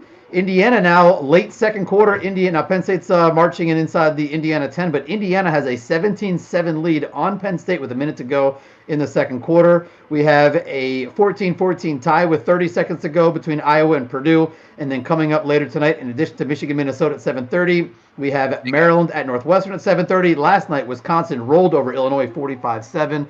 And so, guys, I just want just a few minutes of your thoughts on what the Big Ten's going to look like this year, Steve Clarke. Well, first of all, I mean, the headline here is Michigan State losing to Rutgers. And, Sam just said a moment ago that Michigan State won't win a football game this year. I'll tell you that. I'll tell you this. Michigan State lost its easiest opportunity for a win by losing out to Rutgers again, 38-27. To me, the storyline in this game is the turnovers in this one. Michigan State fumbled the ball 6 times, lost it 5 times, and quarterback Rocky Lombardi, although he threw for over 300 yards, had 2 interceptions. That's 7 turnovers for Michigan State against a Rutgers team that's not exactly known for making defensive plays. I'm shocked. I mean, there isn't a worse team in the Big Ten as far as I'm concerned than Rutgers, at least until today. I thought that this would be a game that Michigan State could absolutely count on, and that they got beat by Rutgers. Understand, as I laid out earlier in the show, it's much the same boat. Michigan State is at more of a disadvantage than most schools, considering that they're in a transition year. And heading into the season, they didn't really have an opportunity to install their system, to learn their personnel like they would have had spring ball not been canceled. But Rutgers had the same issues, Steve. And for Rutgers, I mean, you think about North Jersey football, it is terrible, and Rutgers has long been the standard bearer as far as that's concerned, but the Giants and Jets are doing pretty bad too. Rutgers right in that same mold, and for Michigan State to go over and look as bad as they looked, it does not give you any hope for the season. I'm surprised that it wasn't Theo Day. Why not Theo, who I thought had the highest upside? And to me, that's Theo Day. Well, we might see that next week as Michigan State comes to Ann Arbor on Halloween. Looking forward to that one even more so than usual. The most intriguing game in the Big Ten tonight is Minnesota-Michigan. The second most intriguing game to me was Indiana, a dark horse of a team, not necessarily to win the division, okay? But the idea is they could start knocking off some contenders. And here we are in week 1. Indiana's at home. They have a 17-7 lead. As we were approaching halftime, Penn State knocking on the door, fumbles inside the 10-yard line. Indiana gets the ball back. Looks like the Hoosiers are going to have a 10-point lead going into half. Well, you know that I've been bullish on the Hoosiers since last year. From the moment I saw Michael Penix Jr. last year, I mean, this is to me, quarterback talent, the best quarterback talent they've had down in Bloomington since Antoine Randall L. And you old-time Big Ten fans will appreciate that. But a guy who brings you size, arm strength, quick release, playmaking ability. He's not a scrambler, but can throw on the move. He has weapons. Wap Fillier, I think, really emerged as a playmaker out there on the perimeter. Stevie Scott, we know that he was a tailback that Mike Hart found in his own stopping grounds in New York. They have offensive weapons, but the difference, Steve, is as we've been talking about Indiana in the Tom Allen era, we talk about Indiana defense too. So now it's looking like a more complete team. And heading into this season, I mean, think about Patrick Ramsey deciding to transfer. That told me a lot about what the expectations are in Bloomington. And this game is not a fluke to me. I think Indiana is going to be a dark horse. You're going to see a little comparisons maybe between Michael Penix and Joe Milton as this season goes along. Look, Ohio State covered against Nebraska late in the fourth quarter to make sure that they got that cover in Vegas or at the Onyx William and Hill here in Traverse City. I think probably the most boring 14-14 game right now is Iowa versus Purdue. I'm sorry. Yeah. I mean, it's just I'm looking at stats. I don't see anything groundbreaking going on. They're just kind of doing their thing. Rondale Moore isn't playing for Purdue. They're hanging in there. The Iowa Hawkeyes just ended the first half by kicking a field goal, so they're now up 17-14 as they go into the locker room. I mean, that's the Big Ten stories up for right now. Yeah, but it's great, Ira, to be talking Big Ten football finally. And we do have one game to pick, guys. We're going to really get the pick contest going next week when we have an early kickoff. But we do have one game to pick because in addition to what we'll do later on in the show, which is the Michigan-Minnesota game. But tonight at 7:30 on the Big Ten Network, Maryland at Northwestern. Sam Webb, who do you have, Maryland or Northwestern? Give me Northwestern. Give me Northwestern. And Steve just got up. So we'll find out Steve's pick later on in the show. But as of now, I want to remind you, listen after the game for the Retirement Income Solutions Locker Room Wrap-Up Show for the offensive play of the game, brought to you by the Ticket's real estate partner, Matt Dejanovic, on Sports Talk 1050 WTK, The Ticket, and on Ticket TV. Coming up next, another potential Michigan-Traverse City connection. We're going to check in with Class of 2022 prospect from Traverse City, Josh Burnham, and his family. They are live up there with Sam and Steve. Stay with us. This is the KeyBank Countdown to Kickoff, live from Saline and Onyx Sportsbook by William Hill at Turtle Creek Casino and Hotel, just outside Traverse City, Michigan, on Sports Talk 1050 WTK, The Ticket, and on Ticket TV. Clear. And Okay, I think you may we can kind of test this out. Can you give me a test into the microphone? Test one. Okay. And we'll get Steve to give me a pick. All right. Can we get a test? Gotcha. Yeah, we're good shape. All right, so Sam, I'll throw it to you, and then I'll drop out. When I come back on, that's kind of a cue. Okay. Steve, you didn't give me a Maryland Northwestern pick. Can somebody tell me, is he on video well enough? Yeah, when I get out of it, it should be good. Yeah, okay. I just want to make sure that I need to move the computer at all. If anything, you probably tilt the monitor down, but that's about it, though. Yeah. That's perfect right there. Right there. Right there. Great. Yep. Perfect. Okay. It comes back when I release it. Yeah. We good? That's okay. You're fine. No, that's fine. That's fine. Okay. Yeah. Right there. Steve, you didn't give me a Northwestern Maryland pick. I thought we weren't doing picks. I just one game. I threw it in the email on. I didn't see it either, but I just grabbed Northwestern because I'm not betting. Are we picking against the spread? No, we do straight up in college games. Oh shoot. Well, you have until 7:30. Thank you. So picking. Sam, you have until 7:30 to change your mind if you want. I got 2 hours to. Yeah. To look this up. Okay. By the way, Indiana fumbled the ball with 1 second left. Purdue missed a field goal go into the half. You mean Penn State? Yeah. Or in the other game. Well, the Penn State Indiana game. Okay. Indiana fumbled and Penn State missed a 25-yard field goal. Yeah. Wow. Shanked, 25 yards. Shanked it left, and so Indiana's up 17-7. Iowa's now up 17-14. Sounds like Jacksonville. The only problem is I don't think they can sign another kicker for next week. I'm gonna take Northwestern, guys. Okay. I took Northwestern too. So it's a wash. So as long as it's straight up.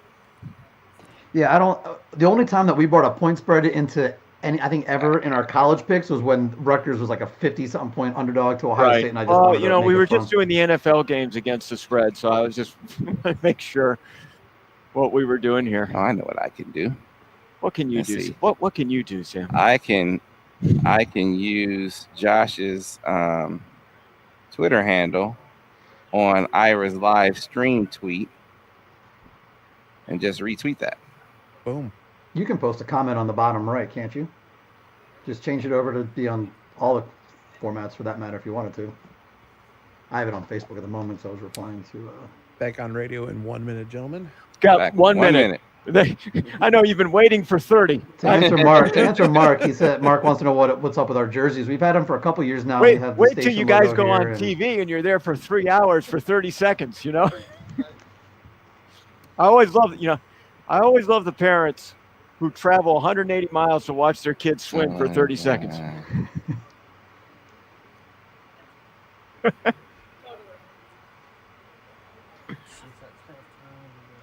How long is? 30 seconds. All right. How's your season going so far?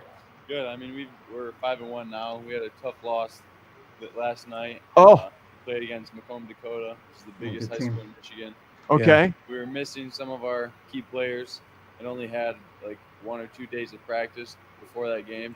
So, I mean, we did what we could for like the amount of time that we had. So we got about 5 seconds. Yep. Stand by, guys.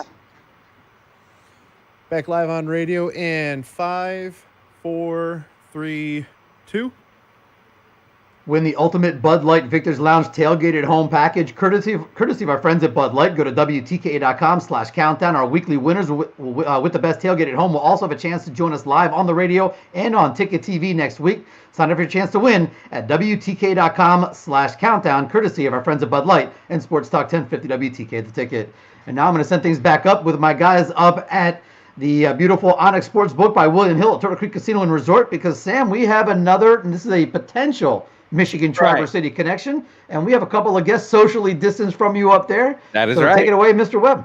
Yeah, you guys, if you joined us or you were with us earlier, you heard Mike Hayes, the father of Ryan Hayes, putting together a real recruiting pitch, trying to get our next guest to follow his son to Ann Arbor. He said make it a Traverse City thing, but that was the idea. We're coming to Traverse City to do the show. We should have some Traverse City flavor. And it just so happens that one of the top prospects in the entire country, not just the state of Michigan, not just the Midwest, you could see it the first time you popped on his tape from last year, that this is a big-time talent. And now the offers are stacking up to really show it. I'm talking about Traverse City Central linebacker Josh Burnham, and his parents are with us as well. Mr. Burnham, how are you guys doing? Doing good. How are you? Thank you for having us. Yeah, glad that you guys can join us. Before we get into talking recruiting and whatnot, I want to kind of go back to last night, Josh. I know you guys went down to our part of the state, took on Macomb, Dakota, a really tight game. I know you guys came out firing early, but take me through that game and what your takeaways were from the experience. I know it was a loss, but I feel like it's a loss that's going to help you guys in the playoffs. Yeah, 100%. I mean, it's definitely good to get some good competition that we've been playing against this year. I mean, we've been able to blow out the teams that we've played so far. So being able to actually get a good dogfight in was definitely very helpful for what's coming in playoffs. I mean, we started off firing early, and then we had a turnover or two that's just, I mean, some of our guys, I mean, we just started, I mean, that's when everything just kind of flipped on us, and we weren't like, yeah. It happens. But isn't that part of the experience, though, to have that experience in the regular season? So when you face that kind of adversity in the playoffs, it doesn't affect you as much? Yeah, absolutely.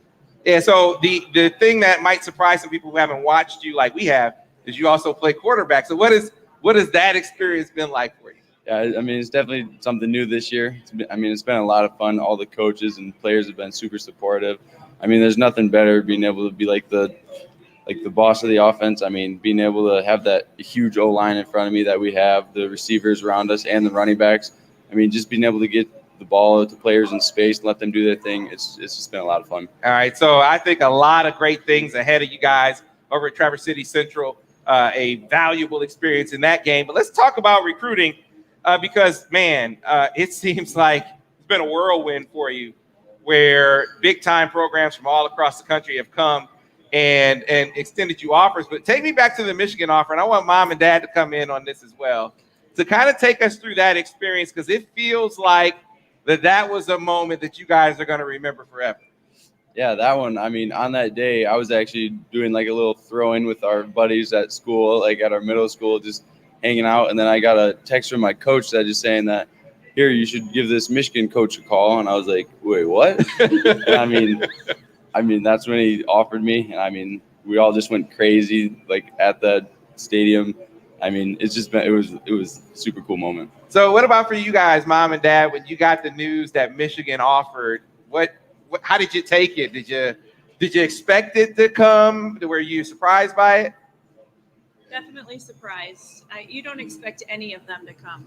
So to have that come was amazing. It was weird because we weren't with him for the most of the other ones. We were there as a family. But it was really cool to have him experience with his players and friends. So, Dad? Yeah, just to kind of mirror on that. Yeah, it was the only offer that we were not present for and to sit in on and hear, and that was kind of like, darn it, but it was exciting. It was one that, growing up, not only, yes, Michigan fans, but in the state of Michigan, and, hoping to see that offer kind of come through and when it hit finally, they all have their own special, meaning behind them. I guess stemming back to the very first one, and how it was handled, and then the first Big Ten offer, that was hit. There's a lot of special stuff, but the Michigan one it's close to home, and it was something that we were very excited about. All right, so fast forward to the here and now, Josh. How many offers do you have? And if you could just name some of the bigger ones that are on your ledger at this point. I have 13. I mean, Michigan, Notre Dame, Alabama, Wisconsin. I mean, around schools like that. What about, did Ohio State come through? State, yeah. Ohio State came through as well. So at this point, kind of getting a feel for your criteria. Let's pretend that you're down the line. Whenever you're about to make a decision, what are going to be the factors that you guys consider as a family? What are going to be the things that go into that choice? Definitely a school where like you fit like academically and how everyone treats you like family, which I mean, Michigan has been doing that. I mean, I've been talking to coaches like Brian Jean Mary, Coach Moore, and Coach Harbaugh. I mean, they've already treated me like family, and I'm still in high school. So, I mean, it's just an awesome feeling. So what do you guys look for as parents? What do you want to see in a school? Well, academics are always, important, but I want him to be able to feel like a team and part of something, family. I want to know that if we're 4 hours away or 12 hours away, that somebody's looking out for him. Would you rather be 4 hours away or 12 hours away? I want to be as far or as close as Josh wants us to be. We support him in whatever decision he makes, regardless of what we want. Yeah, and I'm curious. So how do you guys process that? Because you grew up a Michigan family. How do you put that to us? Does that factor in at all? That the roots, the foundation that you were rooting for Michigan all those years. Does that play a role in the decision-making process? Any? I mean, I wouldn't say like a huge one, but I mean, it's definitely still like, I mean, that's been my dream school growing up. So it's definitely not like something to look past. Mm-hmm. Are you planning to make it to visit anytime soon? I know there's like a big visit weekend coming up on the 14th. Are you planning to get there anytime soon? I think we're going to try and get down there. I mean, everything's like, other than that, everything's dead until January. So I'm not really sure on when I'm going to like announce where I'm committing, because we're still trying to get down to some schools and visit and just look over things. And I gotcha. All right. So this is kind of the last one for you, and then we'll let you go. As you look around and you've seen, pitches from different coaches, I'm curious, and I'll start with you, Dad. If you were recruiting Josh, how would you do it? Give me how Sean Burnham would recruit Josh Burnham at this point. Oh boy, no, I don't know how to really answer that one.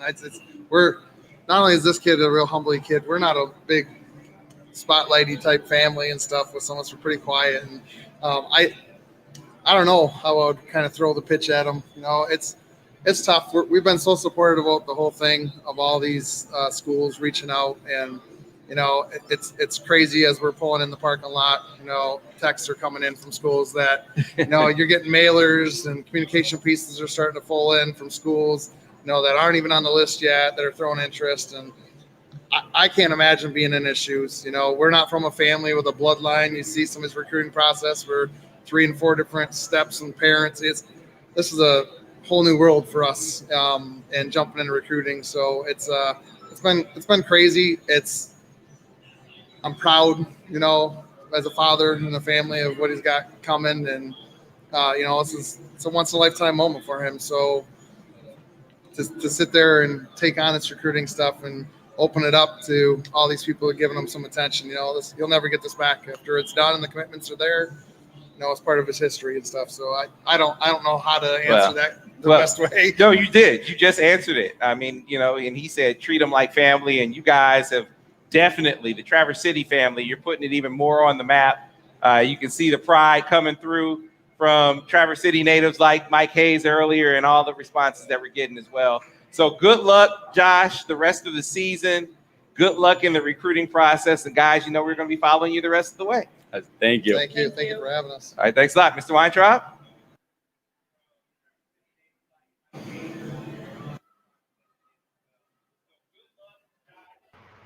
Thank you very much to the Burnham family. Listen after the game for the Retirement Income Solutions Locker Room Wrap-Up Show. For the drive of the game, brought to you by Brighton Ford on Sports Talk 1050 WTK. The Ticket. Coming up next, hour number 3 kicks off with our strategy breakdown and more with our guy, Joe Simon. And this week in Michigan football history, we'll once again hear from our friend Greg Dooley. Stay with us. This is the KeyBank Countdown to Kickoff, live from Saline and Onyx Sportsbook by William Hill at Turtle Creek Casino and Hotel, just outside Traverse City, Michigan. And here on Sports Talk 1050 WTK, The Ticket, and on Ticket TV. Clear. Yeah, this guy said that's Luke Kuechly Jr. This is what he just called you. So that was cool. But we really appreciate you guys coming out. That was awesome. Hello, Joe. Hey, Ira. Happy birthday. Thank you, buddy. Appreciate that. Hey, Joe. Liz, good to see you. Good to see you too, my friend. How you doing? I'm doing great. But Sam failed to make my bet at the sports book, taking Rutgers in the point. Did he remember to do that? That's a great question. It's either that or Steve. One of the two missed out on that opportunity. It's an Android. Oh man. Man, I am not looking good on my pick'ems from the show. No. It's a tough season on the pick'ems. I mean, it's really hard to pick, especially the first week of the Big Ten games. Although I think almost all of us were gonna start out on Monday with Scott Bell. We were talking about Michigan State losing the game today, so that one maybe I think all of us would have picked Rutgers. Yeah, but otherwise, I mean, I guess you're gonna expect a blowout in the Ohio State Nebraska game. But how do you pick Iowa Purdue? Purdue without their best receiver, without their coach, and I mean, Indiana, Penn State, you'd probably go with Penn State because they're Penn State, but they just lost their running back probably for the season, and they're down 10 points at the half. Yeah, and Indiana is really on the rise. Yeah, it's a solid squad. Yeah, no question. Yeah. Well, I made the mistake thinking that Illinois could have pulled off the upset that they did last year, and nope. If you guys make it down, definitely. There's Mr. Webb. Want to make sure that we. Okay. Let's just move everybody around and juggle around and see how the pictures look. Okay. I wonder how the hotel is. Is it full, medium? Okay. They have a percent, and it sounds like they're at their whatever that percent. I don't know what the exact percent is, but they've had a great time up there for their little visit. If you get a chance to watch it, Mike. What are we missed to the open here? About a minute or so? 1 minute on the button. All right, so 1 minute to open, and then we will get talking with our friend Joe. What's on the menu for birthday dinner, Ira? Yeah, what is? Brisket. Ooh. Brisket sliders. I'll be over in about an hour. You and me both. I figure we'll just have Anthony stick around. Just, do me a favor, stick around for a little bit. Let me just get myself a snack. I mean, you can do the trip in you could leave the studio, come down here, pick up some sliders, and get back to the studio before kickoff. That is true. That is very true. Hey, Dennis. If he's there to run the pregame for you for that hour, you can definitely do that. I think that's the one thing I'm not sure how late he's sticking around. I think he's finishing up tracking next door and probably bouncing out. He probably wants to mean, you saw him earlier. He was trying to hide his face because of the game. That's right. Anthony is a Yeah. Sparty. All right, so to our folks that are watching on the stream, thanks for joining us. We're going to get to the top of the hour open in a little bit. In fact, right here, we are 2 hours to kick off, everybody. 2 hours to kick off. Presents the KeyBank Countdown to Hey, Kickoff. five people can be good at We made it. Better late than never. It's time for the debut of the 2020 Michigan football team. A new starting quarterback, a fresh offensive line, a young crew of playmakers, and a ferocious defense with new stars ready to emerge.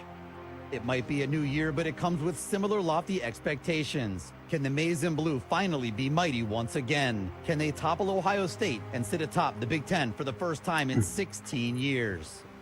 We've waited 297 days to get to today. For the first time since January 1st, the Michigan football team steps onto the gridiron. The wait is finally over. Fall is now officially underway. Today is opening day for Big Ten football and your Michigan Wolverines. They give it to Charbonnet. Charbonnet over right guard. Works his way into the end zone. Touchdown, Michigan. Gets the football. Back to throw. Looks. Pressure coming. Sack time. Quiddy Pay puts him down. They fake it, and Milton rolls left and goes in untouched. Joe Milton, his first career Michigan touchdown. Pressure again. Sack time. Cam McGrone all the way back to the 25. Looks, got a wide open man in the end zone. That's a touchdown, Michigan, as Nick Eubanks scores. Mike Sainristle makes a slant cut, breaks free of 2 tackles. He's at the 5. He's at the goal line. Mike Sainristle, touchdown, Michigan. Kick coming down to Jackson at the 3-yard line. He returns it to the 10, to the 20. He's got room. He's at the 30. He gets out to the 40. He's at midfield. Giles Jackson may go the distance. 97 yards. Giles Jackson. Touchdown, Michigan. Haskins gets it. Big hole over the left side. Haskins at the 5. Haskins into the end zone. Touchdown, Michigan. Now back to throw. Pressure coming. Sack time. Aiden Hutchinson's got him. The give is to Haskins. No, keeps it. Throws the ball wide open. Johnson at the 20. Take it home, Cornelius. CJ. Touchdown, Michigan. Back to throw. Sack time. Carlo Kemp. Back to throw. Looks right. Throws. He's got the fade in the corner of the end zone. Touchdown, Michigan. Beautiful throw. Oh, a beautiful throw by Shea Patterson. And that's Ronnie Bell out there, and that's his first touchdown of the season. Back to throw. Pressure coming. He gets hit. Ball is up there, and it is intercepted. Dax Hill, the freshman, picks the interception. Live from Turtle Creek Casino in Traverse City and from Saline and Ann Arbor, this is the KeyBank Countdown to Kickoff with Ira Weintraub, Sam Webb, and Steve Clarke.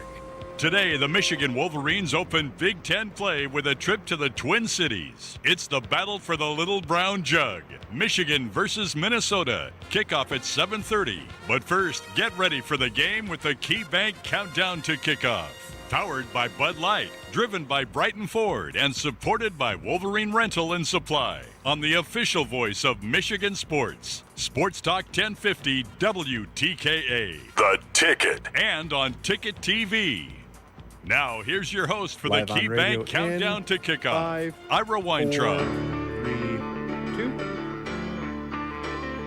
That's right. This is the KeyBank Countdown to Kickoff. Ira Weintraub here inside my house in Saline. My fellows Sam Webb and Steve Clarke are live from Onyx Sportsbook by William Hill at Turtle Creek Casino and Hotel just outside Traverse City, Michigan. And we are around 2 hours until kickoff of the 2020 Michigan football season. Every Friday on the Michigan Insider, we're joined by our guy Joe Simon for a strategy preview segment. And the Silver Fox Joe Simon joins us every Saturday on the KeyBank Countdown to Kickoff for a keys to the game, a what are you watching for kind of segment here. And so we welcome Joe to game day. Joe, I know you are as excited as anybody for game day. I really am. And even more excited is Sam remembered to make my bet in the sports book, taking Rutgers in the points. Please tell me you got my ticket. Hold it up, Sam. I didn't come through for you, Joe. I apologize, but I got you next time, man. I got you. Okay. All right, Joe, let's dive in talking Michigan football. And most of the conversations that we have about Michigan football, especially this week, have started with the guy that we don't even say under center anymore, but behind center in Joe Milton. I know that's something that you're obviously, like everybody else, we're watching Joe Milton tonight. No question about it. And we have the first quarterback, Jim Harbaugh, natively recruited that's starting a season. And, reputed to be the quarterback whisperer. We've not seen a quarterback develop under the program. We've probably had 3 reboots of the offense in 5 years. We have the second year of someone in a system. So can he be the elite quarterback that we've been looking for? Time will only tell, but tonight is going to give us a great indication. Can you judge a season and an athlete by one game? No, but I think we're going to be able to know who we're likely to be versus who we expect to be tonight. Sam, a lot of people talking about Joe and the long ball, and you've talked a lot about his throwing down the field, but a lot of people then questioning the other part of it, which is, can he just drop it over the linebacker to someone right in that second level, or can he make the soft touch pass to someone at the first level? Look, it's a legitimate question. I don't think it's a slight. I think it's a recognition of where he came from, where Joe Milton, make no mistake, in my lifetime, and I would assume in the lifetimes of those older than me, his arm talent is second to none.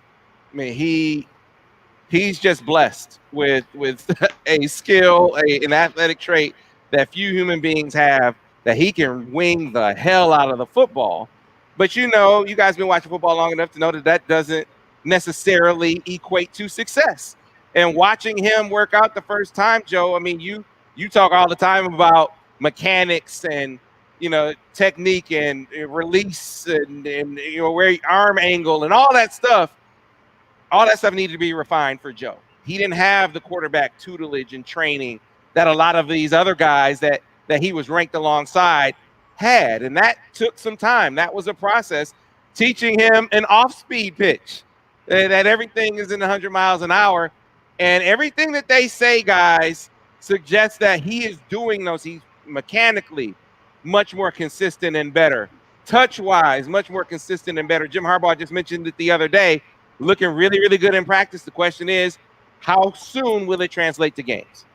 Well, when you talk about translating into games, Sam, that's the one concern about when you talk about teaching somebody something or coaching someone to that point. Is it have enough time gone by for it to become second nature? In-game action, in-game situation, you can't be thinking mechanics. You can't be trying to remember the lessons. You have to just have it ingrained in you to the place that it's become natural. And we just won't have that answer until we see it happen. And that's the hope.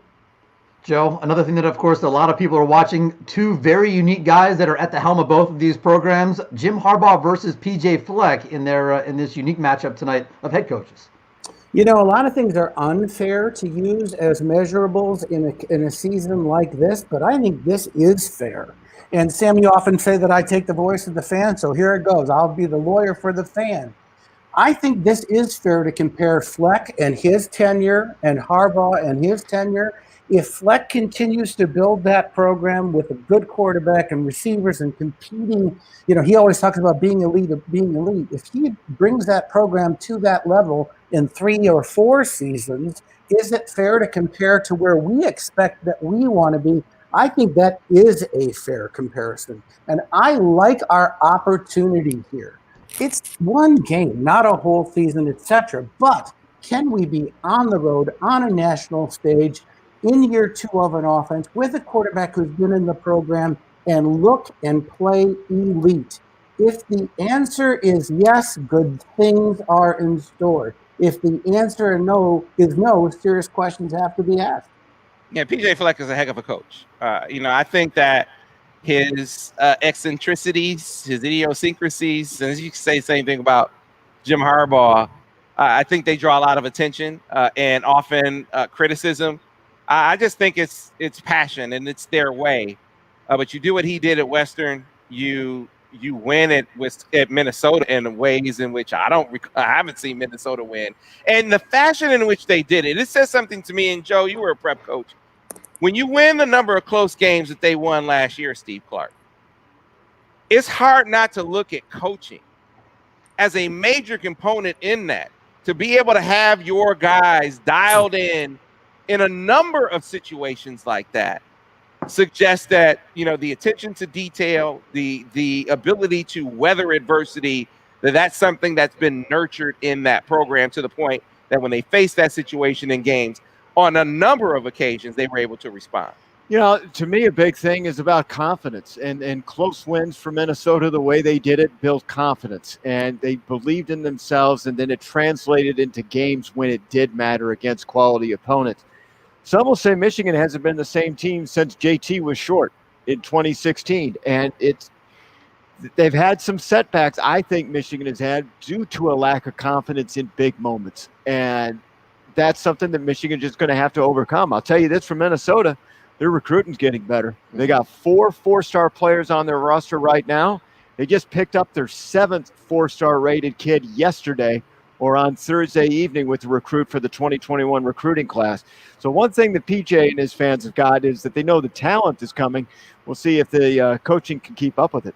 I'd like to tweak one word there. You used a great word, Steve, confidence. I'd like to tweak it and say trust.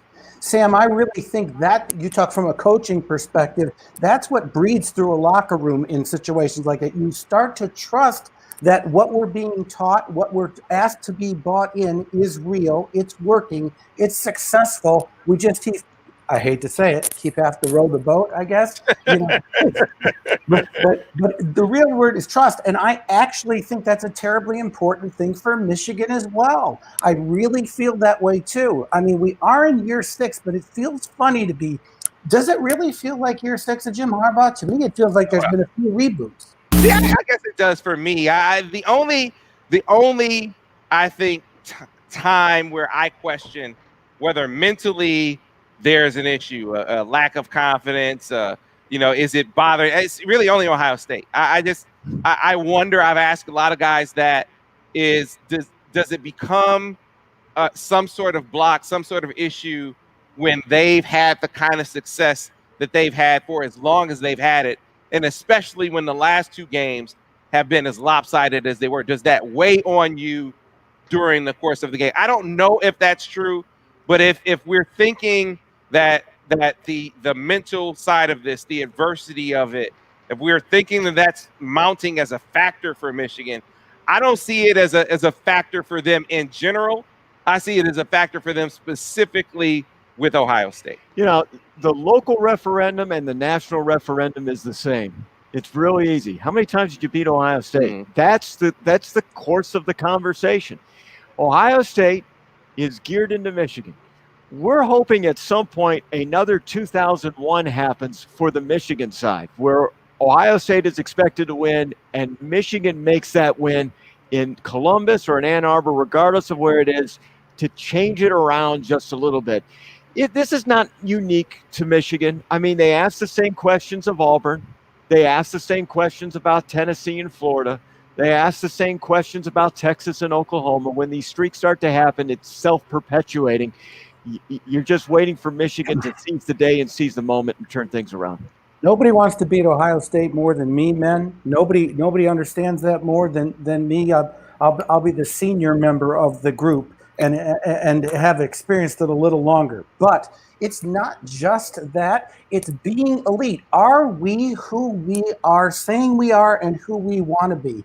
Sure, you have to beat Ohio State to be there, but you could name a lot of other games where we were on national stages and did not play the caliber that we want to be. I started this by saying we're going to find out, I think, even in one game, are we who we likely are versus who we want to be.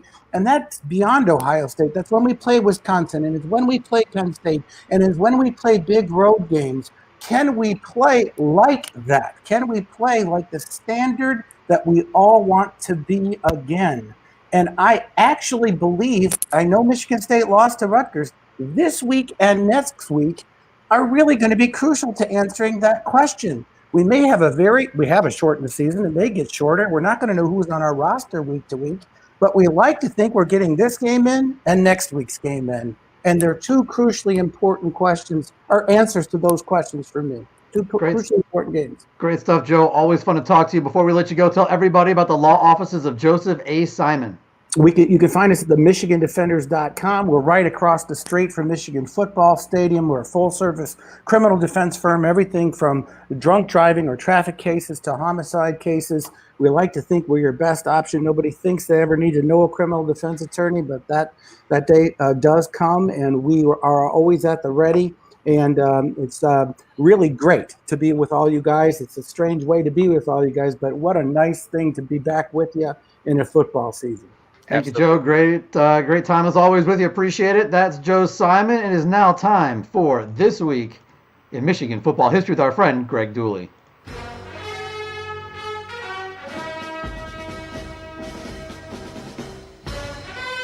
This week in Michigan football history. 1925 was a special year in Wolverine football lore as it featured the return, after taking a season off, of Fielding H. Yost as head coach. His timing could not be better, and he led his beloved Michigan and one of the finest squads in his brilliant coaching career. The 1925 season opened with 39-0 and 63-0 drubbings of Michigan State and Indiana respectively, followed by a 21-0 beatdown of Wisconsin. But the perfect Wolverines now faced one of their biggest challenges against one of the grandest names in the rich history of college pigskin. Indeed, it was on this day in Michigan football lore, October 24th, 1925, that the eyes of the nation turned to U of M's trip to Champaign, Illinois to watch Yost square off against the Illini and the Great Red Grange. As a junior in 1924, Grange tallied one of the greatest performances in college football history as he single-handedly crushed the George Little coached Wolverines after the dedication of Illinois' Memorial Stadium. In an iconic performance, the Galloping Ghost tallied 6 touchdowns in the 1924 game, including 4 in the first 12 minutes on runs of 95, 67, 56, and 44 yards. People still talk about that game today, but they really don't talk about what happened when Yost took back the reins and returned his Wolverines to Champaign in 1925. For 12 months, Yost planned and Yost schemed on how to stop the Great Grange. He settled on throwing down a 7-man front, a diamond-shaped secondary.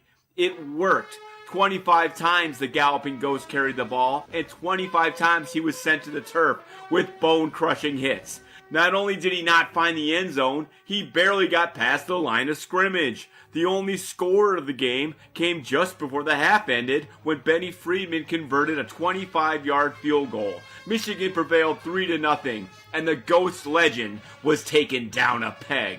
Michigan finished the year 7-1, claimed the conference championship, and all told, outscored opponents 227-3. So go blue, beat those Gophers, and bring home the little brown jug for more. Check out WTKA.com and MVictors.com for the KeyBank Countdown to Kickoff. This is Greg Dooley.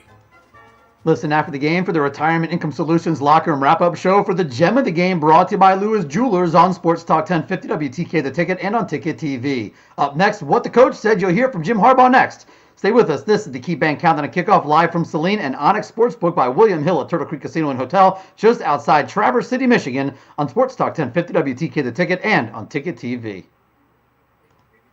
Clear. You see this Jalen Waddle out for the season? Oh, yeah. The injury was not good. It was not good. Wow, man. Opening kickoff of the game, injury was not good. Do not look it up if you're squeamish. Oh, it's one of those that I will never see. Yeah, I will never see it either. Yeah, no. Saban talked at the halftime. I watched the video of him, and you could tell he was broken. He was shook. Yeah, there's always a I will few not of be those. seeing that.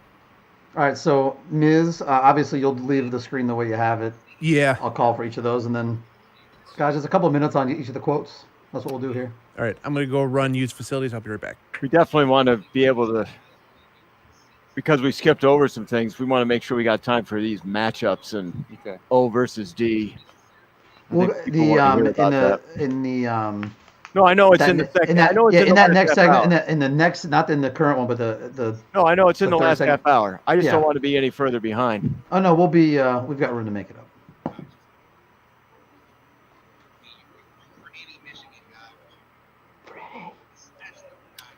We have no updates in scores. It's the same, right? 17-14 Iowa over Purdue with 7:50 to go in the third. Indiana up 17-7 on Penn State with 5:46 to go in the third. Yeah. Oh, but Penn State's driving. Okay. Penn State is at the Indiana 15. Yep. I don't know who I want to win that one. I don't think it matters. Either way, both teams are dangerous. Yeah, pretty much.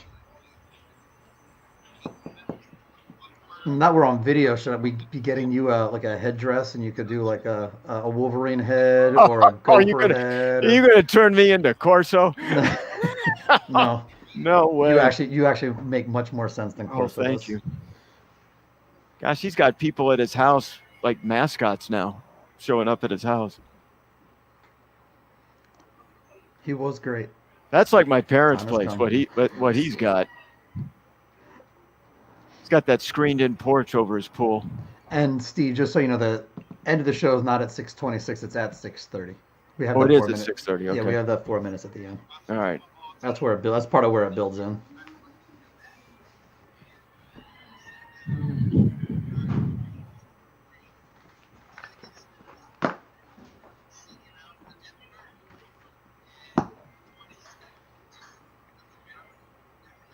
You liking it, Ira? Is it good?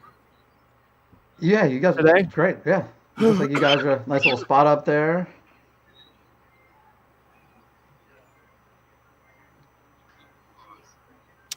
No, there's lots of room. I mean, you've been here.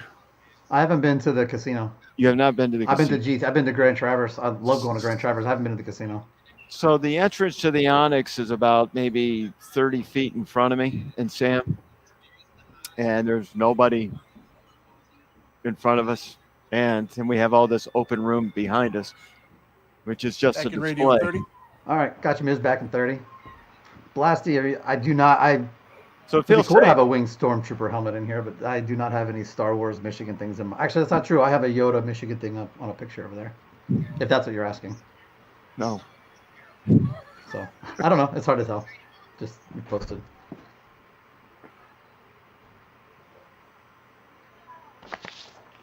All right, stand by, guys. Standing by.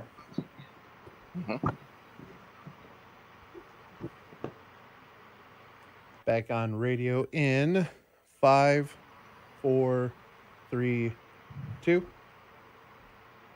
Win the ultimate Bud Light Victor's Lounge tailgated home package, courtesy of our friends at Bud Light. Go to WTKA.com/countdown. Our weekly winners with the best tailgate at home will also have a chance to join us live on the radio and on Ticket TV next week. Sign up for your chance to win the ultimate Bud Light Victor's Lounge tailgated home package, courtesy of our friends at Bud Light and Sports Talk 1050 WTK The Ticket. Welcome back to the KeyBank Countdown to Kickoff. Ira Weintraub here at home in Saline with Sam Webb and Steve Clarke live from Onyx Sportsbook by William Hill at Turtle Creek Casino and Hotel just outside Traverse City, Michigan. We are brought to you by KeyBank, powered by Bud Light, driven by Brighton Ford, and supported locally by Wolverine Rental. This segment, Sam and Steve, is called What the Coach Said, and I've got 4 clips for you from Jim Harbaugh earlier this week. I'm going to play them for you, and then we're going to get your responses. The first one, this one is Jim Harbaugh on how he feels about the offensive line. Feel very good.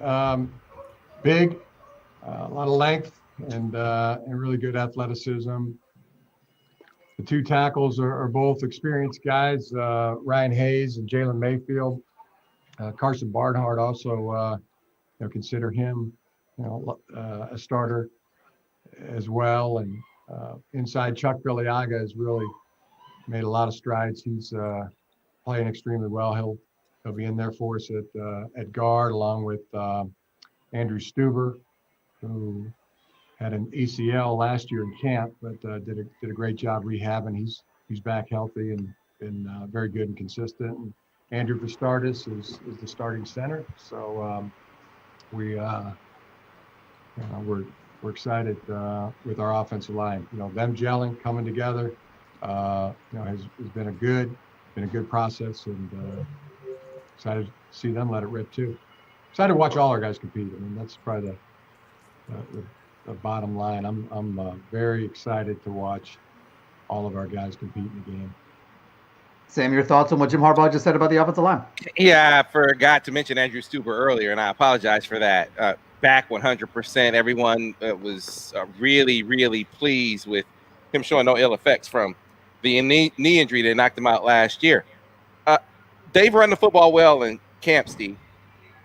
You can look at that a couple of different ways. You could feel bad about the defense, or feel good about with Aiden Hutchinson and Kwity Paye back, and with more guys factoring in from a size perspective on the inside, that it speaks well of this offensive line that they do that well. I mean, it makes sense. You got a big off. Chuck Filiaga is a pretty big guy, as is Andrew Stuber. So what you lost in size with experience with Ben Bredesen and Mike Onwenu going on to the pros, you do still replace it with some sheer size in there, and that is encouraging. And then Brian Hayes, as we talked to his dad Mike, he played last year and got his feet wet. So this is not going to be a precipitous drop, I don't think. But I do wonder, if I feel good about the run game and the run blocking, I do have a question about pass pro. That's my biggest question mark heading into this contest in this season. I think Jim said he was excited 3 times. He did. Didn't sound it, but take his word for it. I'm glad to hear that you're hearing that they're running well. I mean, the starting 5, though, was essentially released. And then you know that the first guy coming in from the outside is probably going to be Carson Burnham. Right. So, I mean, that was some information that normally you don't usually get. So you have that. Always, I think the first guy coming in at tackle is Carson tackle. Barnhart. That's what I think I said on the outside. Yeah. But I haven't known a coach not to be excited right about their offensive line. Name me a coach who's not been excited about their offensive line, or say it's going to be a really disappointing year this year.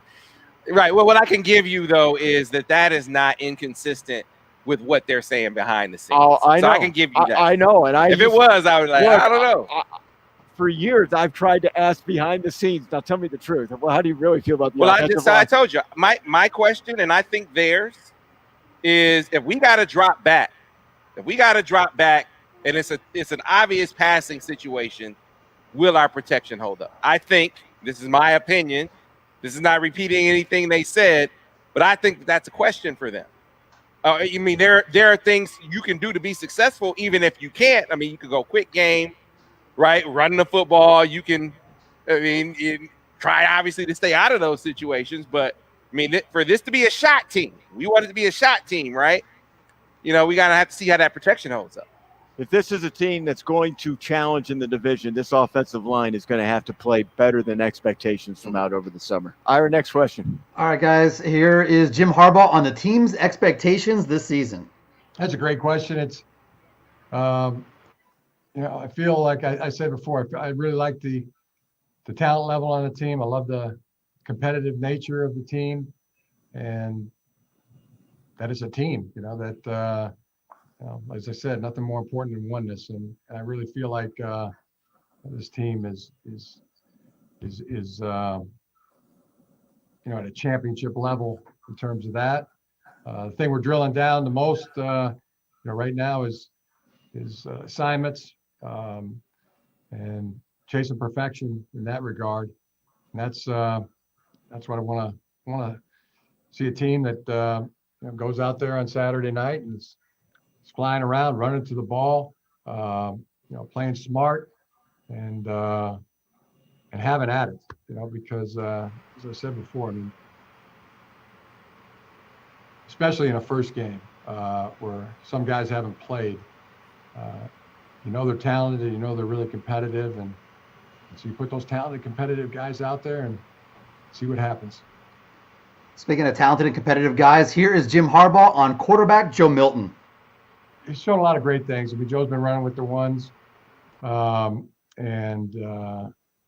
really, he's made a lot of strides, getting a lot of reps, as well as Cade McNamara, who's closed all gaps as well, and he's playing extremely well. But really good command of the offense. Showing a real savviness, and also a lot of talent. So been really good between the receivers and Joe and Cade. They fun watching. They get excited. They're excited to play with each other, and the tight ends as well. As I said, this is a team aspect. The guys having each others back, the guys just the oneness of the team, and I've been thrilled to be around. I mean, I like these players. I think they really like us, and they really like me. They like their teammates. It's a fun team to coach. As I said, Joe's been running with the ones. It's like as I said before. I mean, naming any starter at this point, it's a daily thing right up into to game time. So tough for me to say that definitely anybody's going to be starting when they have to test on Friday before we leave to be able to make the trip, and then they have to test negative on game day to be able to play. And Joe's got an extremely strong arm, but he really took to heart to throw passes with touch, necessary passes, appropriate. I think he made a lot of growth in that way. Putting the appropriate elevation on the ball has really made it a catchable ball. If you can, picture that, there's been a great dialogue between the receivers and tight ends and backs, and Joe has really done a great job in that regard, and a lot of others. He's definitely done a great job preparing mentally, and was practicing extremely well, and in all phases of quarterback play. So he's ready to play a game. And here's one more from Coach Jim Harbaugh. Here is Jim Harbaugh on the Minnesota Golden Gophers. Really good football team. So many good players, really well coached. Rashad Bateman jumps out immediately. I mean, he's so strong. He made so many strong contested catches. I think he averaged over 20 yards per catch in 2019. I mean, he's terrific. Kind of a real alpha type of guy and football player. A great challenge for us in the secondary and other playmakers on offense. There's no question about that. Really like their quarterback. Tanner Morgan is, very gifted, very savvy quarterback, and excellent line. Daniel Falele, very big human being, but super athletic as well. So really good running backs. Defense that's really understands their scheme, plays it really well. That's they have lost some starters on defense, but every time you turn on the film, I mean, both sides of the ball, they're really good at playing the concepts, and I think that's gonna be really important for us to be mentally sharp and playing us as well as we possibly can. And if we play good, I think we'll be tough to beat as well. And that was Jim Harbaugh. Steve, we have not talked a ton about Minnesota, in particular on the defensive side of the ball in the show. We had a little bit of a lost time earlier. You heard Jim mention there that they lost a bunch of starters. But Sam and Steve, that seems to be the case with the Minnesota defense, is that the offense, we know a lot of the names. Defense, Sam, a lot of replacement of players that were gone. Yeah, I mean, and that's the story of Minnesota's defense to me. They saved their bacon a few times last year, most notably a guy that I just don't know how they replaced Antoine Winfield Jr., Steve. I mean, I know we're going to get into talking some specific names and, this guy plays this position and this guy plays that position. Who makes plays for them this year? And Antoine Winfield, I mean, he won the Fresno State game for him. Like, they lose that game if it's not Antoine Winfield Jr., in my opinion. And he saved their bacon time and time again last year. It should come as no surprise that he is a starter now for the Tampa Bay Buccaneers. And I look around that Minnesota defense, Steven, I don't see anybody. Forget the position. I don't see anybody on their defense that can do that. No, obviously their best defensive player is gone. And so 3 other players also went to the NFL. The secondary as a whole is the best returners coming back on the Minnesota defense. 3 of their 4 starters in the secondary returned. If it's 5, well, then it's 3 of the 5, depending on their system. Corey Durr was an honorable mention All Big Ten. He had 10 pass breakups in the season. He had a pick 6. Benjamin St. Juste, former Wolverine, started 9 games for Minnesota. They're expecting big things out of him and expecting to be a contributor, but no one's going to be Antoine Winfield Jr. in this.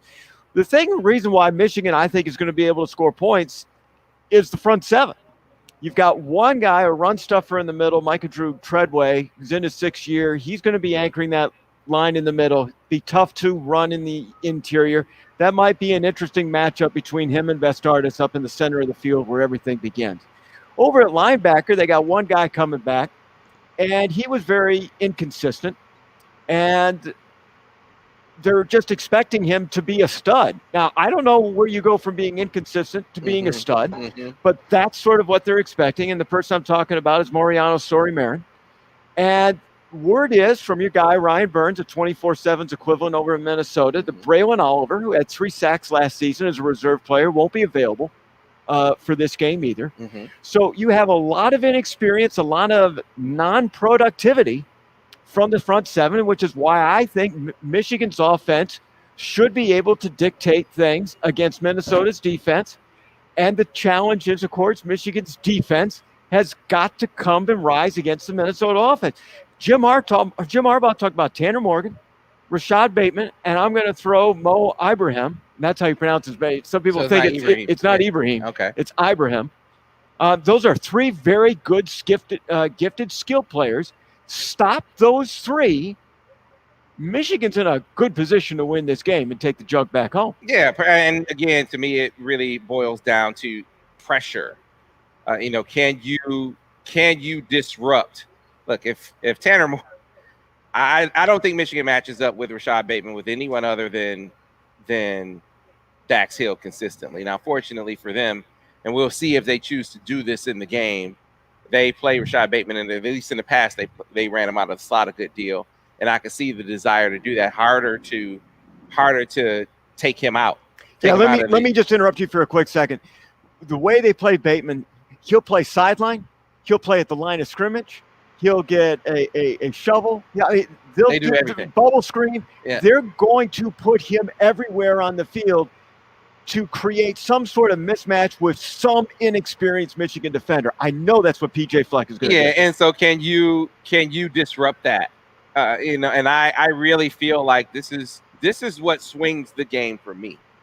Their questions on the offensive line, they're feeling really good about their starting group, but their starting group that we saw on paper, and the group on paper, and the group that's going to be out there today or tonight don't appear, and I stress appear, to be the same. Because you mentioned Ryan Burns, and I mentioned this earlier in the show.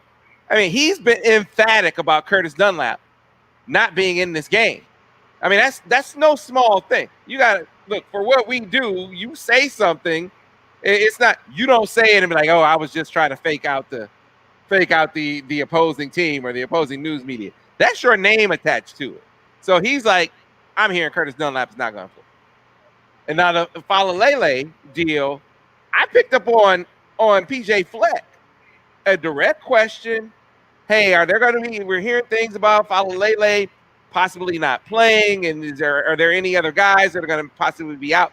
He would not address it. And there's a message in that, because if he was fine, you would think that he would say, oh, there's nothing to that. I understand if he's not fine, then why he wouldn't say anything. You don't want to give anything away, but Steve, you take those 2 out of the equation in an aspect of the game where I already thought Michigan had an advantage on pass rush. I think the pass rush will be even more imposing without those 2 in there. Minnesota claims they have 6 starters. So if one goes out, they're going to put that 6th guy right in there, shuffle a couple positions, and they're fine.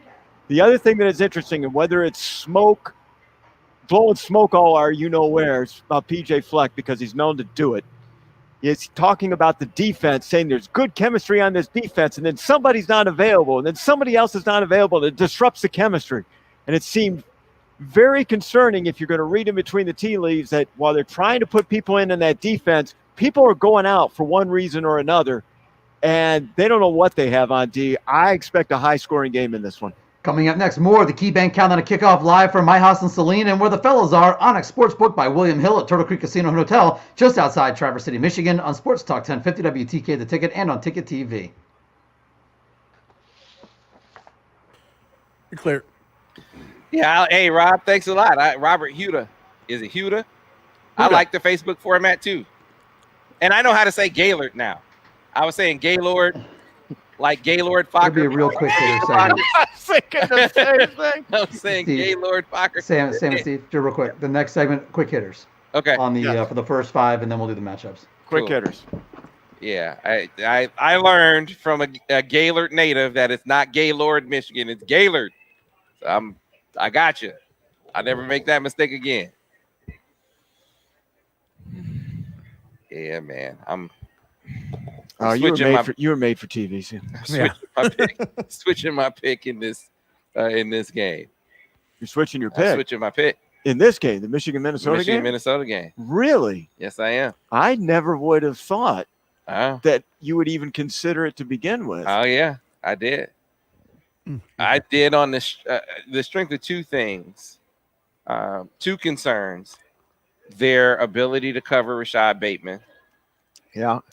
And then, man, frankly, Steve, has that changed in your mind? No, that has not changed. I think they're going to get more pressure on the quarterback. I think they're going to be able to get more pressure on the quarterback, but I'm not quite sold yet.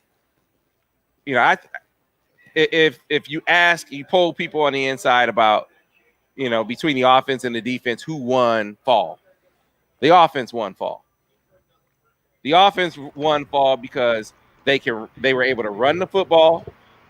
They were able to achieve good balance. What the defense was able to do to them was they were able to get heat on. I mean, look, you drop back, you try to take a shot. They were able to get there. When it was the ones, when it was ones-on-ones, Aiden Hutchinson and Kwity Paye were a beast to deal with. Donovan Jeter was really disruptive. So they were able to get heat on the quarterback. But there are things that doesn't have to derail this offense. This is what I like about what Josh Gaddis has. If he's in a game and he's facing a fierce pass rush, A, run the football. B, they got really effective and efficient with their quick game. And I think that is going to be an asset for them this year. You look at defense, man, and, looking at the Wisconsin game, looking at the Ohio State game, and the way that those teams, looking at the Alabama game and the way those teams ran the football, and that is my concern. Our teams that are adept at running the football are going to be able to run the football on this team. And I got to see it. I got to see them in games before I'm ready to call it and say that that's not going to be an issue for them this year.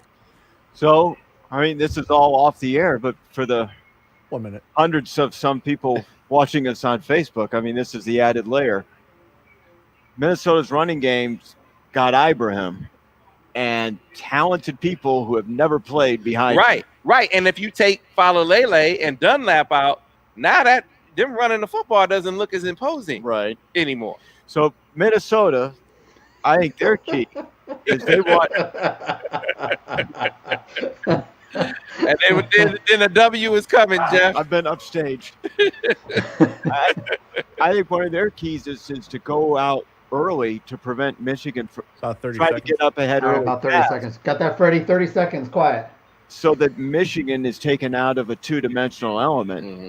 And, I'm sure that's one of their goals. Well, look, man. Oh, we didn't talk a thing about special teams. There's a huge discrepancy between Michigan special teams and Minnesota's. Minnesota's is... Stand by. Standing by. Yeah.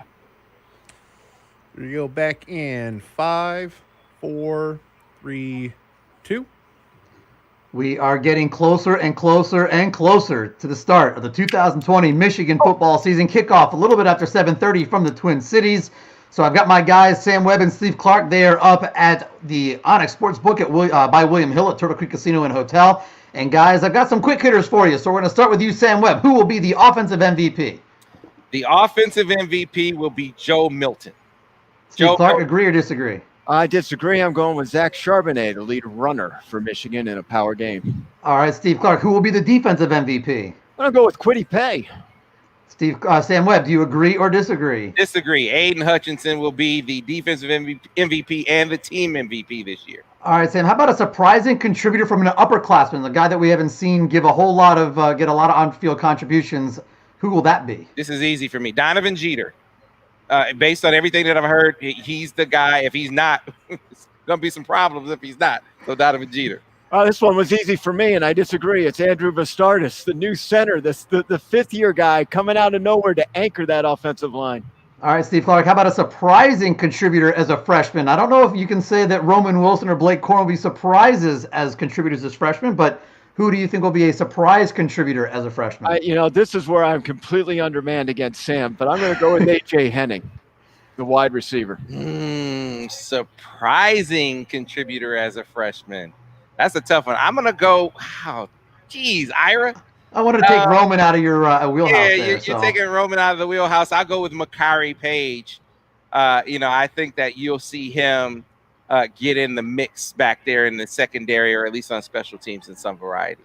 All right, to Anthony, who says that he can't see us stopping Bateman. Thankfully, neither Sam Webb, Steve Clarke, nor I have to stop Bateman. That'll be left up to the Michigan football team. 31-13. Yeah. Wow, the weed is good in Minnesota, isn't it? Hi, Anthony. Thanks for joining us. Is it a weed legal? All right, Sam. How about a name that maybe a guy that we've talked about here on this, as a fan of the team, but maybe they aren't talking about nationally yet. Who do you think this year is going to emerge as a big-time name nationally? And you can repeat a name if you've already said it. Sam. Sam. So a big-time name nationally for Michigan emerging. Yeah, that maybe they're not talking about nationally yet, but they're going to start talking about nationally this year. Then that takes Joe Milton off the board, then, right? No. He hasn't been Joe Milton. Joe Milton would be the guy. Yeah, for sure. If there's anybody worth talking about nationally, Michigan being successful in that and becoming a national part of conversation, Joe Milton is going to be the leader that puts him there. All right, Sam Webb, key matchup in today's game for Michigan's offense versus Minnesota's defense. Key matchup. Oh, yeah, O-line, D-line. O-line, D-line all the way, Ira. And who's available for Minnesota in this contest is the biggest question. I got Zach Shaw there. I want to know who's warming up for Minnesota, because that is the game. That swings the game for me. Oh, by the way, he is that Anthony guy's not in Minnesota, Sam. He is a Buckeye troll, and he is gone. Steve Clarke, for a key matchup, Michigan's defense versus Minnesota's offense.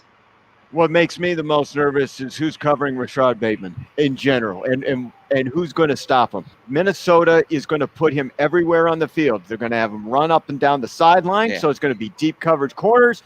He's going to be playing for bubble screens at the line of scrimmage, so that means slot defenders. Everyone is going to have a chance of trying to track him down, and PJ Flex is going to move him around until he can find a hole for him. All right, guys, we have one more segment to go. Up next, we wrap up the show with season and game predictions and still more on Michigan versus Minnesota, the battle for the Little Brown Jug, kicking off in a little over an hour from now in the Twin Cities. Stay with us. This is the KeyBank Countdown to Kickoff, live from Saline and Onyx Sportsbook by William Hill at Turtle Creek Casino and Hotel, just outside Traverse City, Michigan, on Sports Talk 1050 WTK The Ticket and on Ticket TV. You're clear. So what is it about we a have Buckeyes trolls watching our show? That comes in. Seriously? Welcome. You have nothing better to do, Buckeyes. Welcome, but this is a Michigan pregame show. Thanks for watching. I mean, it goes back to Sam. Michigan State, and Ohio State fans all have one thing in common. We all wake up thinking about Michigan every day. Ira and I were thinking the same thing. I was just waiting for us to go to break. Like, are you kidding me? My goodness. Buckeye watching a Michigan pregame show? On the internet. He had to find us. I mean, I guess you can Twitter or whatever, you can find us, but he had to find us. Had it been you, Sam, you tweet it out and they're like, yeah, Sam Webb. Sam Webb attracts it. That's it. Sam Webb attracts the trolls. Sam Webb. Sam attracts the trolls. The amount of trolls you have muted and blocked over the years is pretty impressive. Mute is a beautiful thing, man. Mute is a beautiful thing. So there's 2 questions in the season predictions and then the game picks. So we'll have about a 5-minute segment there. No, but hey, all you Facebook Live, YouTube, Twitter, WTK.com video stream people, you are awesome. This takes the show to another level. So appreciate all you guys. Pass it on. Tell everybody you know. Yep, and shout out to Ed Davis, man. Great to have you on. This is going to be, it's my man Ed Davis, pride of the D, one of my favorite Michigan backs. Oh, is that my boy Brock right there? West Bloomfield. Okay. West Bloomfield going to take it this year, Brock? You know, they are going to see Clarkston again. And as far as I'm concerned, West Bloomfield should have won that game. That was a hell of a game. That was a hell of a game. I'm glad that FSD was able. They're finding games of the week to put on TV, and that was the game to watch. And that was a good one to watch. And Brock just mentioned Belleville, the game against Livonia Churchill last night as well too. Yeah, that was a good game. That was a really good game. You know, Belleville. You know where Belleville would have it over them? Quarterback play, in my opinion. Yeah, they would have it over West Bloomfield quarterback play. They've picked some real good games to air. You know, obviously we had the young man from TC Central and that Macomb matchup. That should have been the game yesterday. But you know, listen to me, you guys, because I said this before Michigan offered him. Josh Burnham is going to be he's already, I think, top 70, top 60. He's top 50 easy. Top 50 easy. He is a big. Well, since you're in charge of the rankings, you'll make that happen. You know, no, I'm not. You know who he is? Because I sent Newkirk to see him last night, and I had sent Newkirk, however many 6-7 years ago, to Pennsylvania to see a guy named Chase Winovich, who was a linebacker who also played quarterback and did all these things. And said, Josh, he's gonna be a guy. He went to see Josh Burnham last night. He said, "Man, this guy's Chase Winovich all over again." All right, we're back in 30, gentlemen. John L. Tucker. That name may stick. John L. Tucker might stick. Lee, yes, sir. Yeah, that one might stick.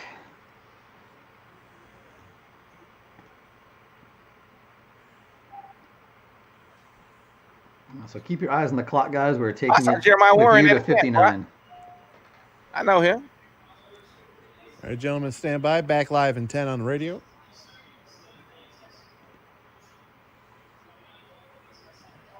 I agree. Forever. I agree, too. And as I say in hockey, let's do that hockey. Back in 5, 4, 3, 2. Win the ultimate Bud Light Victor's Lounge tailgated home package courtesy of our friends at Bud Light. Go to WTK.com/countdown. Our weekly winners with the best tailgated home will also have a chance to join us live on the radio and on Ticket TV next week. Sign up for your chance to win the ultimate Bud Light Victor's Lounge tailgated home package courtesy of our friends at Bud Light and Sports Talk 1050 WTK the Ticket. And again, go to WTK.com/countdown. Final segment of the KeyBank Countdown to Kickoff. We are brought to you by KeyBank, powered by Bud Light, driven by Brighton Ford, and supported locally by Wolverine Rental. Want to thank our friends at Onyx Sportsbook by William Hill at Turtle Creek Casino and Resort for hosting our friends Sam Webb and Steve Clarke up there, as they've had a great time up there and will enjoy watching the game there as well. A couple of questions on season predictions and then game picks from the fellas. First question for season predictions. Will Michigan play 9 games this year, Steve Clarke? I think so. Michigan State may want to consider not showing up next week. Sam, will Michigan get all 9 games in this year? You know, I'm saying yes, Ira. I think so. I think the Big Ten has a real shot at pulling this off.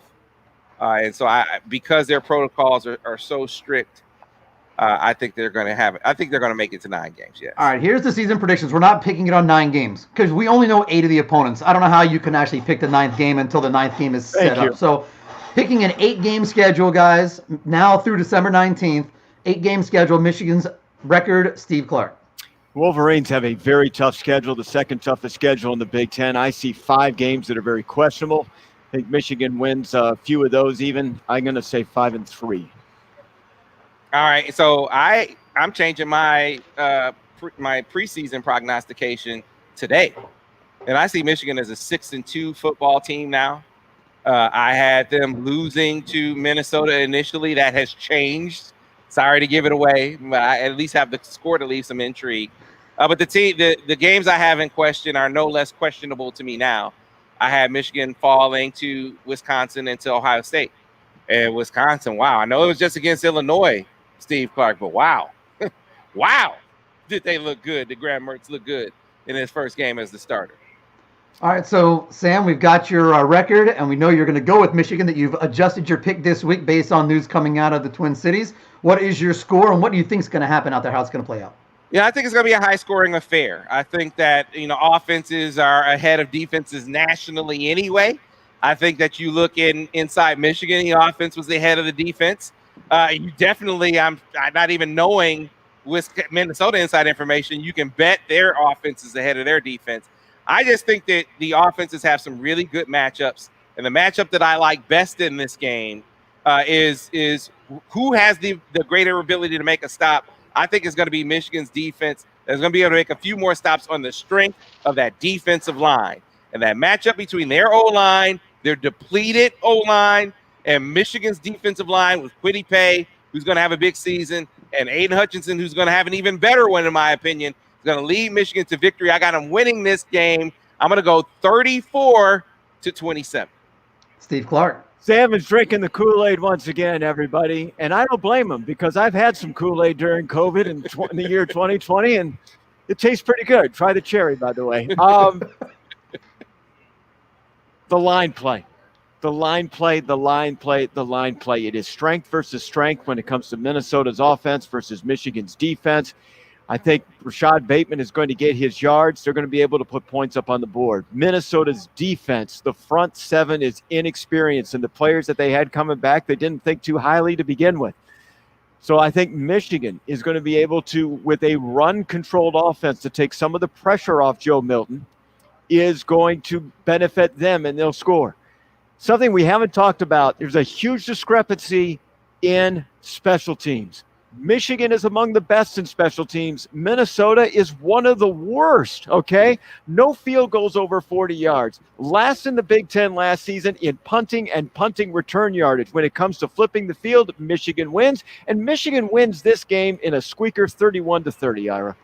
Thank you, guys. Always fun talking football on Saturdays with my guys, Sam Webb and Steve Clarke. I want to thank our game day producer, Matt the Miz Mizler, back inside the MBEN studios. Good job. I want to thank Mike Schrader and our friends at Grand Traverse Resort and Turtle Creek Casino. Thanks to Mike Hayes for joining us. Thanks to the Burnham family for joining us as well. Also, Greg Dooley, Joe Simon, my guys. You can see them right there on the screen, Sam Webb and Steve Clarke. And, of course, all of you for listening and watching to today's show, the first KeyBank Countdown kickoff of the season, the first time we are here on Ticket TV. Coming up in just a little bit, it's going to be Michigan versus Minnesota, the battle for the Little Brown Jug. But don't forget to go to WTK.com/countdown to enter for your chance to win the Bud Light Victor's Lounge tailgate at home. As I said, in about an hour from the Twin Cities, it's Michigan versus Minnesota, opening the 2020 football season with the battle for the Little Brown Jug. After the game, join me for the Retirement Income Solutions Locker Room Wrap-Up Show, presented by Alta Equipment Company, right here on Sports Talk 1050 WTK The Ticket and on Ticket TV. Now it is time for coverage from the Michigan Sports Network. Enjoy the game, everybody, and as always, go blue. Clear, guys. Outstanding.